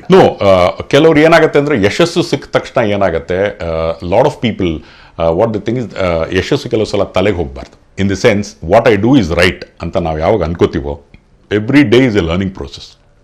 ನೀವೆಷ್ಟೇ ಅಚೀವ್ ಮಾಡಿದ್ರು ಸಹ ನನ್ನ ಯಶಸ್ಸು, ಈಗ ನೀವು ನೋಡಿ ಎಲ್ಲ ಲೆಜೆಂಡ್ಸ್ಗಳಾಗಲಿ, ಅವ್ರು ಮಾತಾಡೋ ರೀತಿಯನ್ನು ನೀವು ಗಮನಿಸಿದಾಗ ಇವತ್ತಿಗೂ ಸಹ ನಾನು ವಿದ್ಯಾರ್ಥಿ ಅಂತಲೇ ಹೇಳ್ತಾರೆ ಹೊರತು ನಾನು ಅದನ್ನು ಸಾಧಿಸಿದ್ದೇನೆ, ನನ್ನ ಮುಂದೆ ಯಾರೂ ಇಲ್ಲ. ಎಲ್ಲ ಯಶಸ್ವಿ ಪುರುಷರಲ್ಲಿರ್ತಕ್ಕಂಥ ಆ ಒಂದು simplicity, simple living, high thinking. You need to think big. ಆದರೆ ನೀವು ಯಶಸ್ಸು ಸಾದ ತಕ್ಷಣ ನನ್ನಷ್ಟು ಯಶಸ್ವಿ ಯಾರೂ ಇಲ್ಲ, ನನ್ನ ಮುಂದೆ ಯಾರೂ ಇಲ್ಲ ಅಂತ ನೀವು ಅಹಂಕಾರದ ಫ್ಯಾಕ್ಟರ್ನ ನಿಮ್ಮ ಸಿಸ್ಟಮಿಗೆ ಬಂತು ಅಂದರೆ that's probably the beginning of the end ಅಂತಲೇ ಹೇಳ್ಬೋದು. Until and unless you are very lucky. Otherwise ಆ ಅಹಂಕಾರದ ಫ್ಯಾಕ್ಟರ್ ನಿಮ್ಮಲ್ಲಿ ಬಂದ್ಬಿಟ್ಟು ನನ್ನ ಮುಂದೆ ಯಾರೂ ಇಲ್ಲ. ಇಟ್ಸ್ ಜಸ್ಟ್ ದಟ್ ದೇವರ ಅನುಗ್ರಹ ಇರಬೇಕು, ಮೇಲಿನವನ ಆಶೀರ್ವಾದ ಇರಬೇಕು. ನಮಗೆ ಪ್ರತಿಭೆ ಇದೆ, ಅದಕ್ಕೆ ಜನರು ಬೆಂಬಲವನ್ನು ಕೊಟ್ಟಿದ್ದಾರೆ, ಅದಕ್ಕೆ ನಾವು ಧನ್ಯತಾ ಭಾವದಿಂದ ಮುಂದುವರಿಬೇಕೇ ಹೊರತು ಅದಕ್ಕಿಂತ ಹೆಚ್ಚಾಗಿ ವಿಶೇಷವಾಗಿ ನನ್ನ ಬಿಟ್ಟಿಲ್ಲ ಅನ್ನುವಂಥ ಅಹಂಕಾರದ ಒಂದು ಅಂಶ ನಮ್ಮಲ್ಲಿ ಸೇರಿಕೊಂಡ್ರೆ beginning of the end. So ಆ ಅಂಶವನ್ನು ಬಿಡಬಾರ್ದು. ಯಶಸ್ಸು ಬಂದಾಗ ಇನ್ನಷ್ಟು ಯಶಸ್ಸಿಗೆ ಪ್ರಯತ್ನ ಪಡಬೇಕು. ಈ ಯಶಸ್ಸೇ ಈಸ್ ಅಲ್ಟಿಮೇಟ್ ಅಂತ ಅನ್ಕೋಬಾರ್ದು. ಸಮಯ ಹೇಗೆ ಹೊಂದಿಸ್ತೀರಿ ಸರ್? ಟಾಟಾ, ಇದರಲ್ಲಿ ಟಾಟಾದವ್ರದ್ದು ಒಂದು ಸ್ಟೇಟ್ಮೆಂಟನ್ನು ನೆನಪಿಕೊಂಡ್ಬಿಡು, a busy man is never busy. Very simple. ಅಂದರೆ a busy man is never busy ಅಂದರೆ you can find a busy man always has time.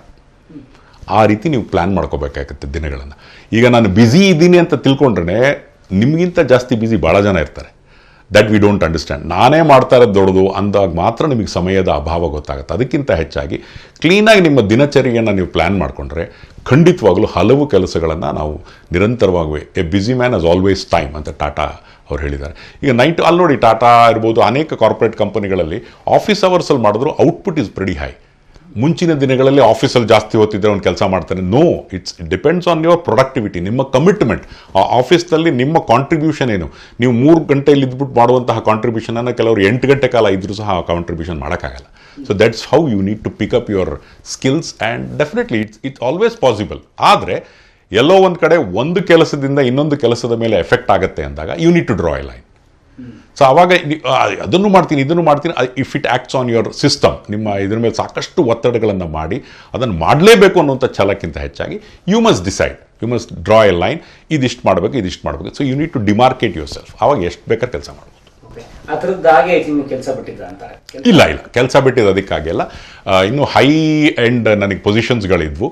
ಆ ಸಂದರ್ಭದಲ್ಲಿ ಈ ಒಂದು ರಂಗ ನಿರೂಪಣೆ ಕಾಮೆಂಟ್ರಿಲೆಲ್ಲ ಸಾಕಷ್ಟು ಬೆಳವಣಿಗೆ ಆಯಿತು. ಅಂದರೆ you could have earn lot of money there. ಆವಾಗ what I thought was, instead of going to the outside ಹೋಗಿ, ಆ ಸಂದರ್ಭದಲ್ಲಿ ಏನಾಗಿತ್ತು, ನಮ್ಮ ಮ್ಯಾನುಫ್ಯಾಕ್ಚರಿಂಗ್ ಫೆಸಿಲಿಟೀಸ್ ಎಲ್ಲ ಡೆಲ್ಲಿ, ಬಾಂಬೆ, ಹೈದರಾಬಾದ್ ಕಡೆ ಇತ್ತು. ಸೊ ನಾನು regional level I had reach the top ಆಫೀಸಸ್ಗಳಲ್ಲಿ. ಐ ವಾಸ್ ಜನರಲ್ ಮ್ಯಾನೇಜರ್ ಲೆವೆಲಲ್ಲಿ ಹೋಗಿದ್ದೆ. So next vice president, director ಎಲ್ಲ ಆಗಬೇಕು ಅಂದರೆ ಅಲ್ಲಿಗೆ ಹೋಗಬೇಕಾಗಿತ್ತು. ಅದಕ್ಕೆ ನಾನೇನು ಮಾಡಿದೆ ಅಂದರೆ, I didn't want to leave ಬೆಂಗಳೂರನ್ನು ಬಿಡೋದಕ್ಕೆ ನನಗೆ ಇಷ್ಟ ಇರಲಿಲ್ಲ.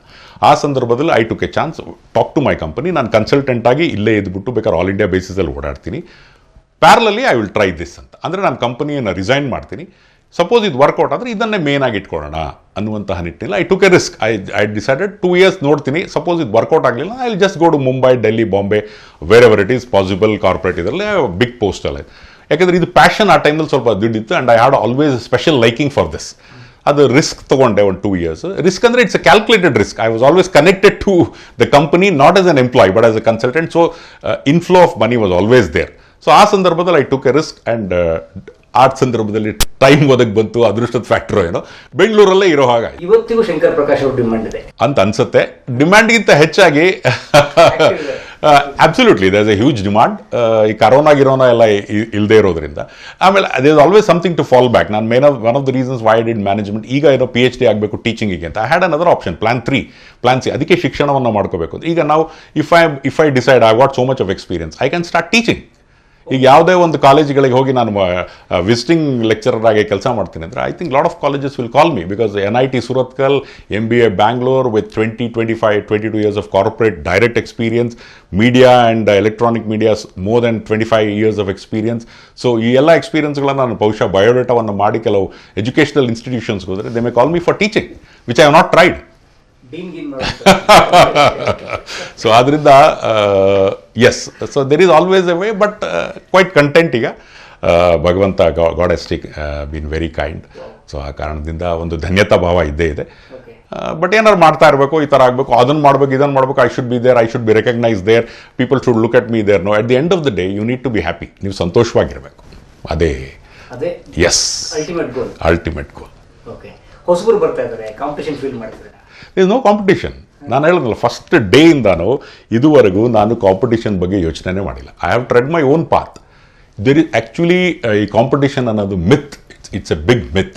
Everybody there is a place for everyone's need, but there is no place for somebody's greed. ಅಂದರೆ ನೀವು ಅತಿಯಾಸೆ ಪಟ್ಟಾಗ ಮಾತ್ರ ಅಲ್ಲಿ ಜಾಗ. ಮಹಾತ್ಮ ಗಾಂಧೀಜಿಯವರು ಹೇಳಿದಾಗೆ this words always come to you. ಪ್ರತಿಯೊಬ್ಬರಿಗೂ ಜಾಗದಲ್ಲಿದೆ. ಕೇಕ್ ಇಷ್ಟೇ ಆದರೂ ಸಹ ಪ್ರತಿಯೊಬ್ಬರಿಗೆ ಎಷ್ಟು ತಿನ್ಬೋದು ಅಷ್ಟೇ ತಿನ್ನೋಕ್ಕಾಗೋದು. ಈ ಹಿನ್ನೆಲೆಯಲ್ಲಿ ನೀವು ಮಾಡುವಂಥ ಕೆಲಸ ನಿಮಗೆ ತೃಪ್ತಿ ಕೊಟ್ಟಿದ್ರೆ ಅನೇಕ ಚಾನ್ಸಸ್ಗಳು, ಆಪರ್ಚುನಿಟೀಸ್ಗಳು ಹೋಗುತ್ತೆ, ಬೇರೆಯವ್ರಿಗೆ ಹೋಗಲಿ, ತೊಂದರೆ ಇಲ್ಲ. ಆದರೆ ಅದು ನನ್ನ ಸೋಲು, ಅದು ನನ್ನ ದುರಂತ, ಅದಕ್ಕೆ ನಾನು ಅರ್ಹತೆ ಪಟ್ಟಿದ್ದೆ. ಖಂಡಿತ ಆ ಅರ್ಹತೆ ಅನ್ನೋದು ನಿಮಗಿತ್ತು. ನಿಮಗೆ ಕೆಲವು ಸಂದರ್ಭಗಳಲ್ಲಿ ನೀವು ಮಾಡಿದಂತಹ ಕಾರ್ಯಕ್ರಮಗಳನ್ನು ಬೇರೆಯವರು ಹಾಗೆ ಅನ್ಕೊಂಡಿರ್ಬೋದು ತಾನೆ.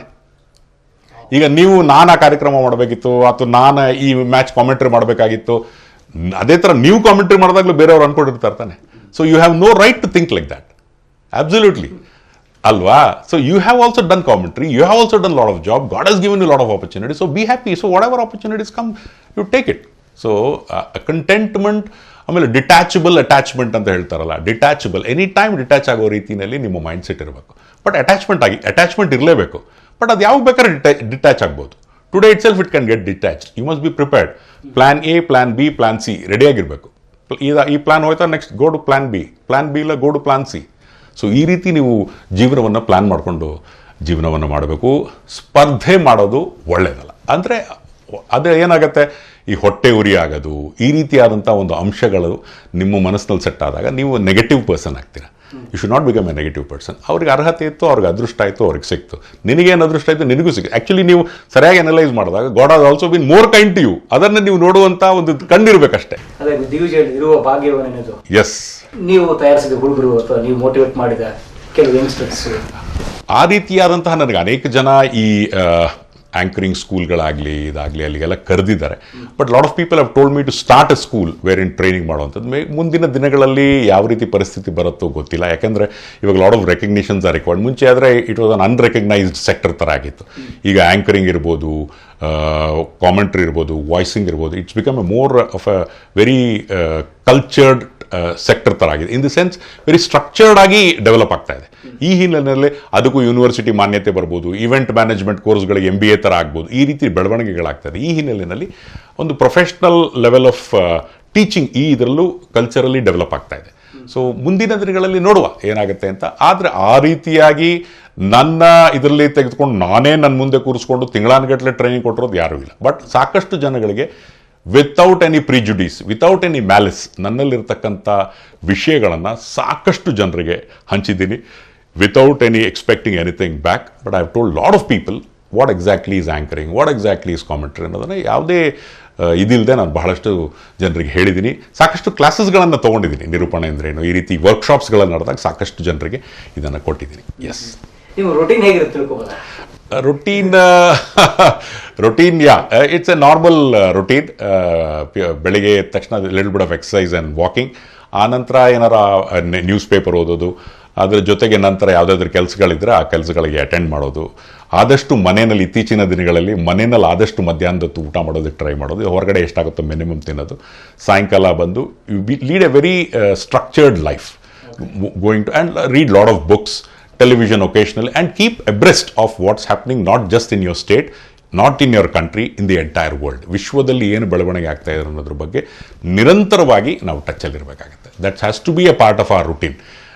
ಹೌದು, ಖಂಡಿತವಾಗ್ಲೂ ಬೆಳವಣಿಗೆನಲ್ಲಿ ಯಾಕೆಂದರೆ ನ್ಯೂಸ್ ರೀಡಿಂಗ್ ಇರ್ಬೋದು, ಯಾವುದೇ ವಿಷಯ ಇರ್ಬೋದು, ನಾವು ಆದಷ್ಟು ಅಪ್ಡೇಟೆಡ್ ಆಗಿದ್ದರೆ, ನೀವು ಹೇಳಿದಾಗೆ ಇವತ್ತಿನ ಯೂತ್ ಜೊತೆ ಯು ಕ್ಯಾನ್ ಸ್ಟಿಲ್ ಟಾಕ್. ನಾವು if any people of any age, god has given me the strength, I can talk any subject with persons of any age. ನೀವು ಯಾವುದೇ ವಯಸ್ಸಿನವ್ರನ್ನ ಕರಬಹುದು, ಅವರ ದೃಷ್ಟಿಕೋನದಿಂದ ನಾನು ಮಾತಾಡುವಂತಹ ಒಂದು ಇದು ಬಂದಿರೋದು ಬಹುಶಃ ಈ ನಿರಂತರ ಅಧ್ಯಯನದಿಂದ. ಅಪ್ಡೇಟೆಡ್. ಎಸ್. ವಯಸ್ಸು ಹೇಳೋಕ್ಕಾಗೋದಿಲ್ಲ, ನಿಮ್ಗೆ ಸಪ್ರೇಟಾಗಿ ಆಫ್ ಕ್ಯಾಮ್ರಾ ಹೇಳ್ತೀನಿ. ಕೊರತೆ ಅನ್ನೋದೇನಿಲ್ಲ. ಕೊರತೆ ಬಹುಶಃ ಸಮಾಜದಲ್ಲಿ ಇರ್ತಕ್ಕಂಥ ಕೊರತೆ ನನ್ನ ಕಣ್ಣಿಗೆ ಕಾಣುತ್ತೆ ಹೊರತು ನನ್ನಲ್ಲಿ ಇರ್ತಕ್ಕಂಥ ಕೊರತೆ ಬಗ್ಗೆ I don't regret for anything. So ನಿಮಗೆ ಯಾವ್ದು ಸಿಗುತ್ತೋ make the best use of it and be happy with what you have got. ಅವಾಗ ಏನಾಗುತ್ತೆ, ಜೀವನ ಸಂತೋಷವಾಗಿ ಕಾಣುತ್ತೆ. ಹಾಗೆ ಹೆಂಡತಿ ಇರ್ಬೋದು, ಮಕ್ಕಳಿರ್ಬೋದು. ಈಗ ನಾವು ಇಂಜಿನಿಯರಿಂಗ್ ಓದ್ತಾ ಅವ್ನು PhD ಮಾಡಬೇಕಿತ್ತು ಅಂದರೆ ದೇರ್ ಇಸ್ ನೋ ಇಂಟ್. ಆದರೆ ಕೆಲವರು PUC ಮಾಡಿ ಅರ್ಧಕ್ಕೆ ಓದಿ ನಿಲ್ಲಿಸಿದ್ದಾರೆ ಅನ್ನೋದು ಯೋಚನೆ ಮಾಡಿದಾಗ, ಸಂಸ್ಕೃತದಲ್ಲಿ ಹೇಳೋ ಹಾಗೆ ನಮಗಿಂತ ಕಡಿಮೆ ಇರುವಂತಹವರು ಅನೇಕ ಜನ ಇದ್ದಾರೆ.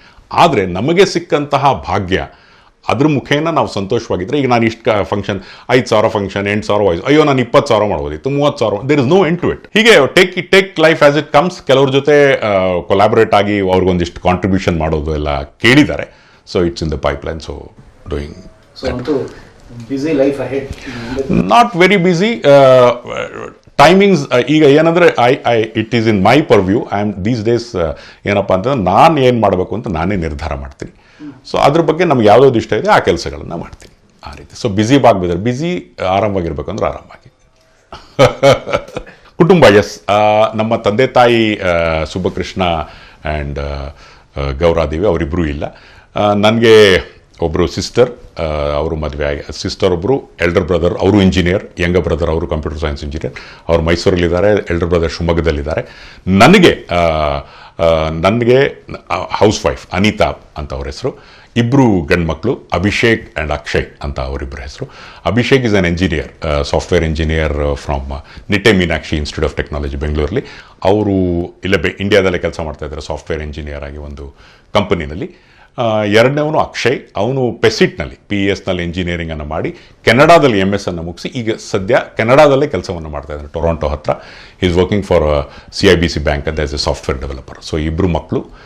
ನನ್ನ wife is a housewife. ನೀವು ಆ್ಯಕ್ಚುಲಿ ಮನೆಯಲ್ಲಿ ಸಂತೋಷವಾಗಿರ್ತಕ್ಕಂಥ ವಾತಾವರಣವನ್ನು ಬಹುಶಃ ನನ್ನ ಪ್ರಕಾರ ನಿರ್ಮಿಸೋದು ಮನೆಯಲ್ಲಿರ್ತಕ್ಕಂಥ ಮಡದಿನೇ. The power of what a woman has definitely a man doesn't have. ಈ ರೀತಿ ಸಂತೋಷವಾಗಿರ್ತಕ್ಕಂಥ ವಾತಾವರಣ ಈ ಹಿನ್ನೆಲೆಯಲ್ಲಿ I have been very lucky. ಸಾಕಷ್ಟು ನಾನು ತಿರುಗಾಡ್ತಾ ಇರುವಂತಹ ಸಂದರ್ಭದಲ್ಲಿ ಮಕ್ಕಳನ್ನು ಬೆಳೆಸುವಂತಹ ಎಲ್ಲ ಕೆಲಸಗಳನ್ನು ಮೈ ವೈಫ್ ಡಿಡ್ ಇಟ್. ಈ ಹಿನ್ನೆಲೆ I have to be very very thankful to her. ಜೊತೆಗೆ ಏನಾಯಿತು ಅಂದರೆ ಇದರಿಂದ I was able to concentrate and contribute more in terms of my profession. ಆ ಪ್ರೊಫೆಷ್ನಲ್ ಸಕ್ಸಸ್ಸಿಗೆ ಯಾವ ರೀತಿ ಬೆನ್ನೆಲುಬು ಫ್ಯಾಮಿಲಿಯ ಒಂದು ಸಪೋರ್ಟ್ ಕಾರಣ ಅನ್ನೋಕ್ಕೆ ಬಹುಶಃ ನಾನು ಒಂದು ಎಕ್ಸಾಂಪಲ್ ಆಗೇ ಆಗ್ತೀನಿ. ಈ ಹಿನ್ನೆಲೆಯಲ್ಲಿ ನನ್ನ ಸಾಧನೆಯ ಹಿನ್ನೆಲೆಯಲ್ಲಿ ಬಹುಶಃ ಹೆಚ್ಚಿನ ಪಾಲು ಕುಟುಂಬಕ್ಕೆ ಕೊಡಬೇಕು ಅಂತಲೇ ಹೇಳಬೇಕು. ಮೈ ವೈಫ್, ನಮ್ಮ ತಂದೆ ತಾಯಿ, my sons and my brothers and sisters. So ಈ ಹಿನ್ನೆಲೆಯಲ್ಲಿ I am very grateful to God. ಯಾಕೆಂತಂದರೆ ಈ ಒಂದು ರಂಗದಲ್ಲಿ ನೀವು ಆಫೀಸ್ ಕೆಲಸಕ್ಕೆ ಹೋಗಿ ಬರ್ಬೋದು, ಮನೆಯಲ್ಲಿ ಏನೋ ಕಷ್ಟಗಳಿದ್ರು ಅಥವಾ ಏನೇ ತೊಂದರೆಗಳಿದ್ರು ಏನೇ ಆದರೆ ಈ ರೀತಿಯಾದಂತಹ ರಂಗದಲ್ಲಿ ನಿರೂಪಣೆ ಇರ್ಬೋದು, anchoring, commentary, your mind will have to be free because you need to be a creative person. ಅದು ಯಾವಾಗ ಸಾಧ್ಯ? ನೀವು ಸಂತೋಷವಾಗಿದ್ದಾಗ ಮಾತ್ರ ಸಾಧ್ಯ. ಸೊ ಈ ಹಿನ್ನೆಲೆಯಲ್ಲಿ great atmosphere was set in the house and they have been tremendous support. ಅವ್ರ ಸಪೋರ್ಟಿಂದ I was able to achieve so much in life ಅಂತ ಹೇಳೋದಕ್ಕೆ ಅಷ್ಟು. ಇನ್ನೊಂದು, ಈಗ ಕಾಮೆಂಟ್ರಿ ಬಗ್ಗೆ ಹೇಳಿದೆ, ಆ್ಯಂಕರಿಂಗ್ ಬಗ್ಗೆ ಹೇಳಿದೆ. ಡಬ್ಬಿಂಗ್ ವಿಷಯಕ್ಕೆ ಬಂದಾಗ ಸುಮಾರು 100ಕ್ಕೂ ಹೆಚ್ಚು ಚಿತ್ರಗಳಲ್ಲಿ ನಾನು ಸಾಕಷ್ಟು ಚಲನಚಿತ್ರಗಳಲ್ಲಿ ಡಬ್ ಮಾಡಿದ್ದೀನಿ ಕೆಲವು ಕಲಾವಿದರುಗಳಿಗೆ. ಆದರೆ ಪ್ರಪ್ರಥಮ ಚಲನಚಿತ್ರ ನನ್ನ ಸುಯೋಗ ಡಾಕ್ಟರ್ ರಾಜ್ಕುಮಾರ್ ಅವರು ನಡೆಸಿದಂತಹ ಪರಶುರಾಮ್ ಚಿತ್ರಕ್ಕೆ ನಾನು ಡಬ್ ಜಸ್ಟ್ ನಂದು ಇಂಜಿನಿಯರಿಂಗ್ ಮುಗಿದಿತ್ತು, ಜಸ್ಟ್ ಬೆಂಗಳೂರಿಗೆ ಬಂದು ಕೆಲಸ ಮಾಡ್ತಾ ಇದ್ದೆ, ಮ್ಯಾನೇಜ್ಮೆಂಟ್ ಎಲ್ಲ ಮುಗಿಸಿತ್ತು. ಆ ಸಂದರ್ಭದಲ್ಲಿ ಏನಪ್ಪ ಅಂದರೆ ಸುರೇಶ್ ಅರಸ್ ಅಂತ ಇದ್ರು. ಆಗಿನ್ನೂ ನಾನು ಟೆಸ್ಟ್ ಮ್ಯಾಚ್ ಕಾಮೆಂಟ್ರಿ ಆಗ್ತಾನೆ ಶುರು ಮಾಡಿದ್ದೆ, but Ranji trophy matches regular ಆಗಿ ಹಾಕಿ ಅವರು ನನ್ನ ವಾಯ್ಸನ್ನು ರೇಡಿಯೋದಲ್ಲಿ ಕೇಳಿದರು. Suresh Aras very famous editor. So ಅವ್ರು ಏನು ಮಾಡಿದ್ರು, ಡಾಕ್ಟರ್ ರಾಜ್ಕುಮಾರ್ ಅವರ ಪರಶುರಾಮ್ ಚಿತ್ರಕ್ಕೆ ಹುಡುಕ್ತಾ ಇದ್ರು. They needed a voice who new Kannada and English equally well.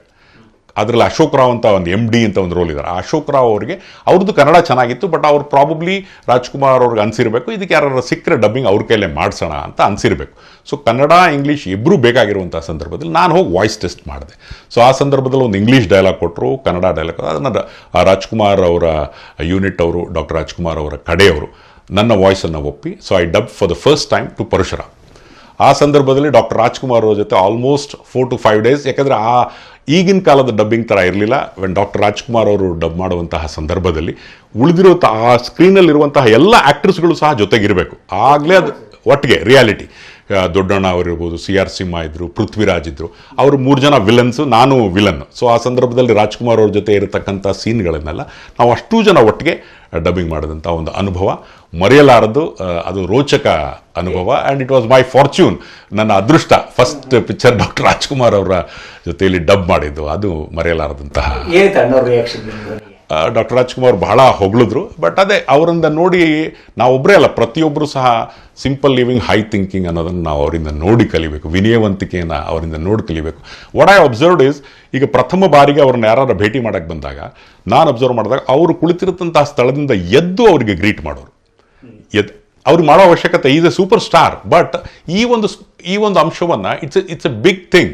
ಯಾಕೆಂದರೆ ಪ್ರತಿಯೊಬ್ಬರಿಗೂ ಎಷ್ಟು ಗೌರವದಿಂದ ಈಕ್ವಲ್ ಆಗಿ ನೋಡುವಂತಹ ಒಂದು ಸಂದರ್ಭನ I observed. So that's how a human being should be ಅಂತ ಅವಾಗಲೇ ಅನಿಸಿತ್ತು ನನಗೆ. ಆಮೇಲೆ ಎಸ್, ಅವ್ರ ಬಗ್ಗೆ ಮಾತಾಡೋದಕ್ಕೆ I am very very small person. So ಅದರಿಂದ ಡಾಕ್ಟರ್ ರಾಜ್ಕುಮಾರ್ ಆ ಗುಣಗಳನ್ನು ನೋಡುವಂಥ, ಹತ್ತಿರದಿಂದ ಗಮನಿಸುವಂತಹ ಒಂದು ಕೆಲವು ದಿನಗಳು ನನಗೆ ಅವಕಾಶ ಸಿಕ್ತು. So that's one of the golden days of my life ಅಂತ ನೆನ್ಕೋತೀನಿ. ನಿರೂಪಣೆಯ ದೃಷ್ಟಿಯಲ್ಲಿ ಸಾಕಷ್ಟು ವೀಕ್ಷಕ ವಿವರಣೆಯನ್ನು ಕ್ರೀಡೆ ಬಗ್ಗೆ ಹೇಳಿದೆ. ಇದಲ್ಲದೆ ಸಾಂಸ್ಕೃತಿಕ ಹಿರಿಮೆ ಇರುವಂತಹ ಅನೇಕ ಈವೆಂಟ್ಗಳಿಗೆ ನಿರಂತರವಾಗಿ ಕಾಮೆಂಟ್ರಿಯನ್ನು ಮಾಡಿದ್ದೀನಿ. ದಸರಾ ಇರ್ಬೋದು, Mysuru Dasara. Lot of people ಇವತ್ತಿಗೂ ಸಹ ಕಳೆದ ಕೆಲವು ವರ್ಷಗಳಲ್ಲಿ ನಾನು ವೀಕ್ಷಕ ವಿವರಣೆ ಮಾಡಿಲ್ಲ, ಆದರೆ ಪ್ರತಿ ವರ್ಷವೂ ಇಂಗ್ಲೀಷ್ ಹಾಗೂ ಕನ್ನಡದಲ್ಲಿ ನಾನು ಐದರ್ ಅಲ್ಲಿ ಖುದ್ದು ಮೈಸೂರಿನಲ್ಲಿ ಇದ್ದುಬಿಟ್ಟು ಫಾರ್ ದ ಕ್ರೌಡಿಗಿರ್ಬೋದು, ಟಾರ್ಚ್ ಲೈಟ್ ಪರೇಡ್ ಇರ್ಬೋದು, ಇಲ್ಲ ಅನೇಕ ಲಕ್ಷಾಂತರ ಜನ ಕೇಳುಗರಿಗೆ ದೂರದರ್ಶನದ ಮುಖೇನ ನಿರಂತರವಾಗಿ ಕಾಮೆಂಟ್ರಿಯನ್ನು ಕೊಟ್ಟಿದ್ದೀನಿ. ಅದು ಸಹ ಒಂದು ದಾಖಲೆ ಅಂತಲೇ ಹೇಳಬೇಕು, giving commentary for Dasara, both on Doordarshan as well as for the people who are watching Dasara. So ಈ ಹಿನ್ನೆಲೆಯಲ್ಲಿ ಅದೊಂದು ಗ್ರೇಟ್ ಇನ್ನೂ ಸಾಕಷ್ಟು ರಾಜಕೀಯ ಕಾರ್ಯಕ್ರಮಗಳಿರ್ಬೋದು, ಪಾರ್ಲಿಮೆಂಟ್ ಇರ್ಬೋದು, ವಿಧಾನಮಂಡಲದ ಈಗ ಬೆಳಗಾಂನಲ್ಲಿರ್ತಕ್ಕಂಥ ವಿಧಾನಸೌಧದ ಇನಾಗ್ರೇಷನ್ ಸಂದರ್ಭದಲ್ಲಿ ಪ್ರಣಬ್ ಮುಖರ್ಜಿಯವರು ಆ ಕಾರ್ಯಕ್ರಮದ ನಿರೂಪಣೆಯನ್ನು ನಾನು ಮಾಡಿದ್ದೀನಿ. ಬೆಂಗಳೂರಿನಲ್ಲಿರ್ತಕ್ಕಂಥ ಬಹುಶಃ ಮೆಟ್ರೋ ಯಾವ್ಯಾವ ಲೈನ್ಗಳು ಶುರುವಾಯಿತು, ಈ ರೀತಿ ಈ ಹಿನ್ನೆಲೆಯಲ್ಲಿ ಹಲವು ಕಾರ್ಯಕ್ರಮಗಳಲ್ಲಿ I was been a part of anchoring most of the metro projects ಎಲ್ಲಿ ಇನಾಗ್ರೇಷನ್ ಸಂದರ್ಭದಲ್ಲಿ ನನಗೆ ಅವಕಾಶ ಸಿಕ್ತು.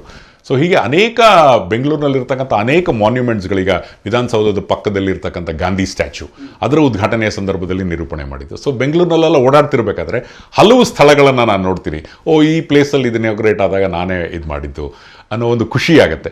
ಅದೇ ರೀತಿ ಮಂತ್ರಿ ಮಾಲ್ ಎದುರುಗಡೆ ಇರತಕ್ಕಂಥ ರಾಜೀವ್ ಗಾಂಧಿ ಸ್ಟ್ಯಾಚ್ಯೂ, ಆ ಸಂದರ್ಭದಲ್ಲಿ ಎಸ್ ಎಂ ಕೃಷ್ಣ ಅವರು ಚೀಫ್ ಮಿನಿಸ್ಟರ್ ಆಗಿದ್ದರು, ಸೋನಿಯಾ ಗಾಂಧಿ ಅವರೆಲ್ಲ ಬಂದಿದ್ರು ಆ ಸಂದರ್ಭ. ಸೊ ಅದ್ರ ಇನಾಗ್ರೇಷನ್ ಕಾಮೆಂಟನ್ನು ಮಾಡಿ. So irrespective of parties, irrespective of any government, ಅನೇಕ ಸರ್ಕಾರಗಳ ಹಲವು ಉದ್ಘಾಟನಾ ಸಮಾರಂಭಗಳಲ್ಲಿ, ಜೊತೆಗೆ ಈ ತಿರುವಲ್ಲೂರು ಹಾಗೂ ಕರ್ನಾಟಕದ ಸರ್ವಜ್ಞನ ಸ್ಟ್ಯಾಚ್ಯೂ, ಇಲ್ಲಿ ಬೆಂಗಳೂರಲ್ಲಿ ತಿರುವಲ್ಲೂರು ಸ್ಟ್ಯಾಚ್ಯೂ, ಅಲ್ಲಿ ಸರ್ವಜ್ಞನ ಸ್ಟ್ಯಾಚ್ಯೂ, ಈ ರೀತಿ ಕಾರ್ಯಕ್ರಮ ಆದಾಗ ಕರುಣಾನಿಧಿ ಹಾಗೂ ಯಡಿಯೂರಪ್ಪ ಅವರ ಈ ಒಂದು ಜಾಯಿಂಟ್ ಪ್ರಾಜೆಕ್ಟ್ ಬೆಂಗಳೂರಿನಲ್ಲಿ ನಡೆದಂತಹ ಕಾರ್ಯಕ್ರಮಕ್ಕೆ ಸಹ ನಿರೂಪಣೆಯನ್ನು ಮಾಡಿದ್ದೀನಿ. ಸೊ ಈ ರೀತಿ ಹಲವು ಐತಿಹಾಸಿಕ ಕಾರ್ಯಕ್ರಮಗಳು. ವಿಶ್ವ ಕನ್ನಡ ಸಮ್ಮೇಳನ, ಈ ವಿಶ್ವ ಕನ್ನಡ ಸಮ್ಮೇಳನದಲ್ಲಿ I been one of the anchors.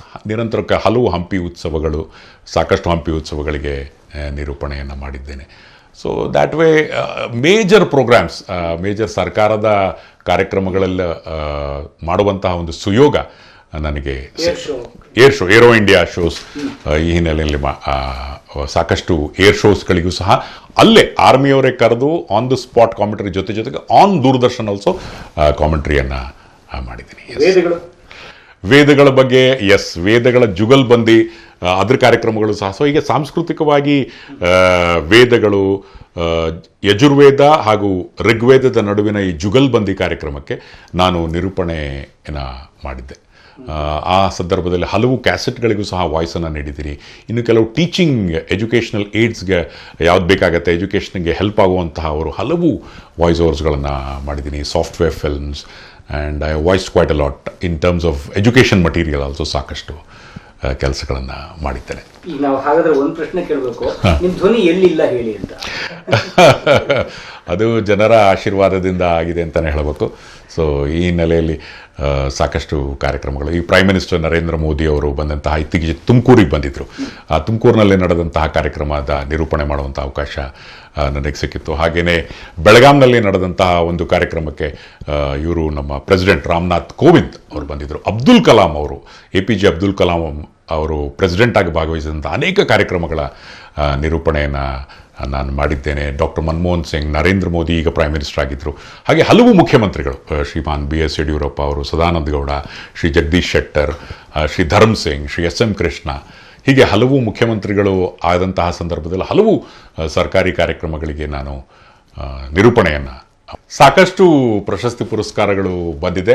ಅದರಲ್ಲಿ ಈಗಾಗಲೇ ಗವರ್ನರ್ ಅವಾರ್ಡ್ ಬಂದಿದೆ, ಚೀಫ್ ಮಿನಿಸ್ಟರ್ ಅವಾರ್ಡ್, ಎಲ್ಲ ಕೆಂಪೇಗೌಡ ಪ್ರಶಸ್ತಿ ಸಹ ಬಂದಿದೆ. ಆಮೇಲೆ ನ್ಯಾಷನಲ್ ಕೋಆಪರೇಟಿವ್ ಬ್ಯಾಂಕ್ನವರು TR ಶಾಮಣ್ಣ ಪ್ರಶಸ್ತಿ ಅಂತ ಒಂದು ಅತ್ಯಂತ ಪವಿತ್ರವಾಗಿರತಕ್ಕಂಥ ಅವಾರ್ಡ್, ಅದು ಬಂದಿದೆ. ಆಮೇಲೆ ಕರ್ನಾಟಕ ಒಲಿಂಪಿಕ್ ಅಸೋಸಿಯೇಷನ್ ಅವರು ಬೆಸ್ಟ್ ಸ್ಪೋರ್ಟ್ಸ್ ಕಾಮೆಂಟೇಟರ್, ಆ ಅವಾರ್ಡ್ ಸಹ ಬಂದಿದೆ.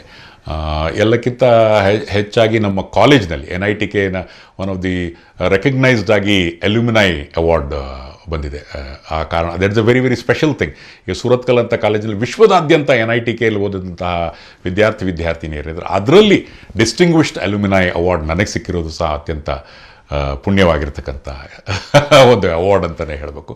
ರೋಟ್ರಿ ಎಕ್ಸಲೆನ್ಸ್ ಅವಾರ್ಡ್, ಈ ರೀತಿ ಸಾಕಷ್ಟು ಪ್ರಶಸ್ತಿ ಪುರಸ್ಕಾರಗಳು ಸಿಕ್ಕಿವೆ. ಯಂಗ್ಸ್ಟರ್ಸ್ ಒಂದು ಒಳ್ಳೆ ಏನಾದ್ರು ಮಾತಾಡಿ. ಯಂಗ್ಸ್ಟರ್ಸ್ಗೆ ಅದೇ ಹೇಳಬೇಕು ಅಂತಂದರೆ, you need to be your self.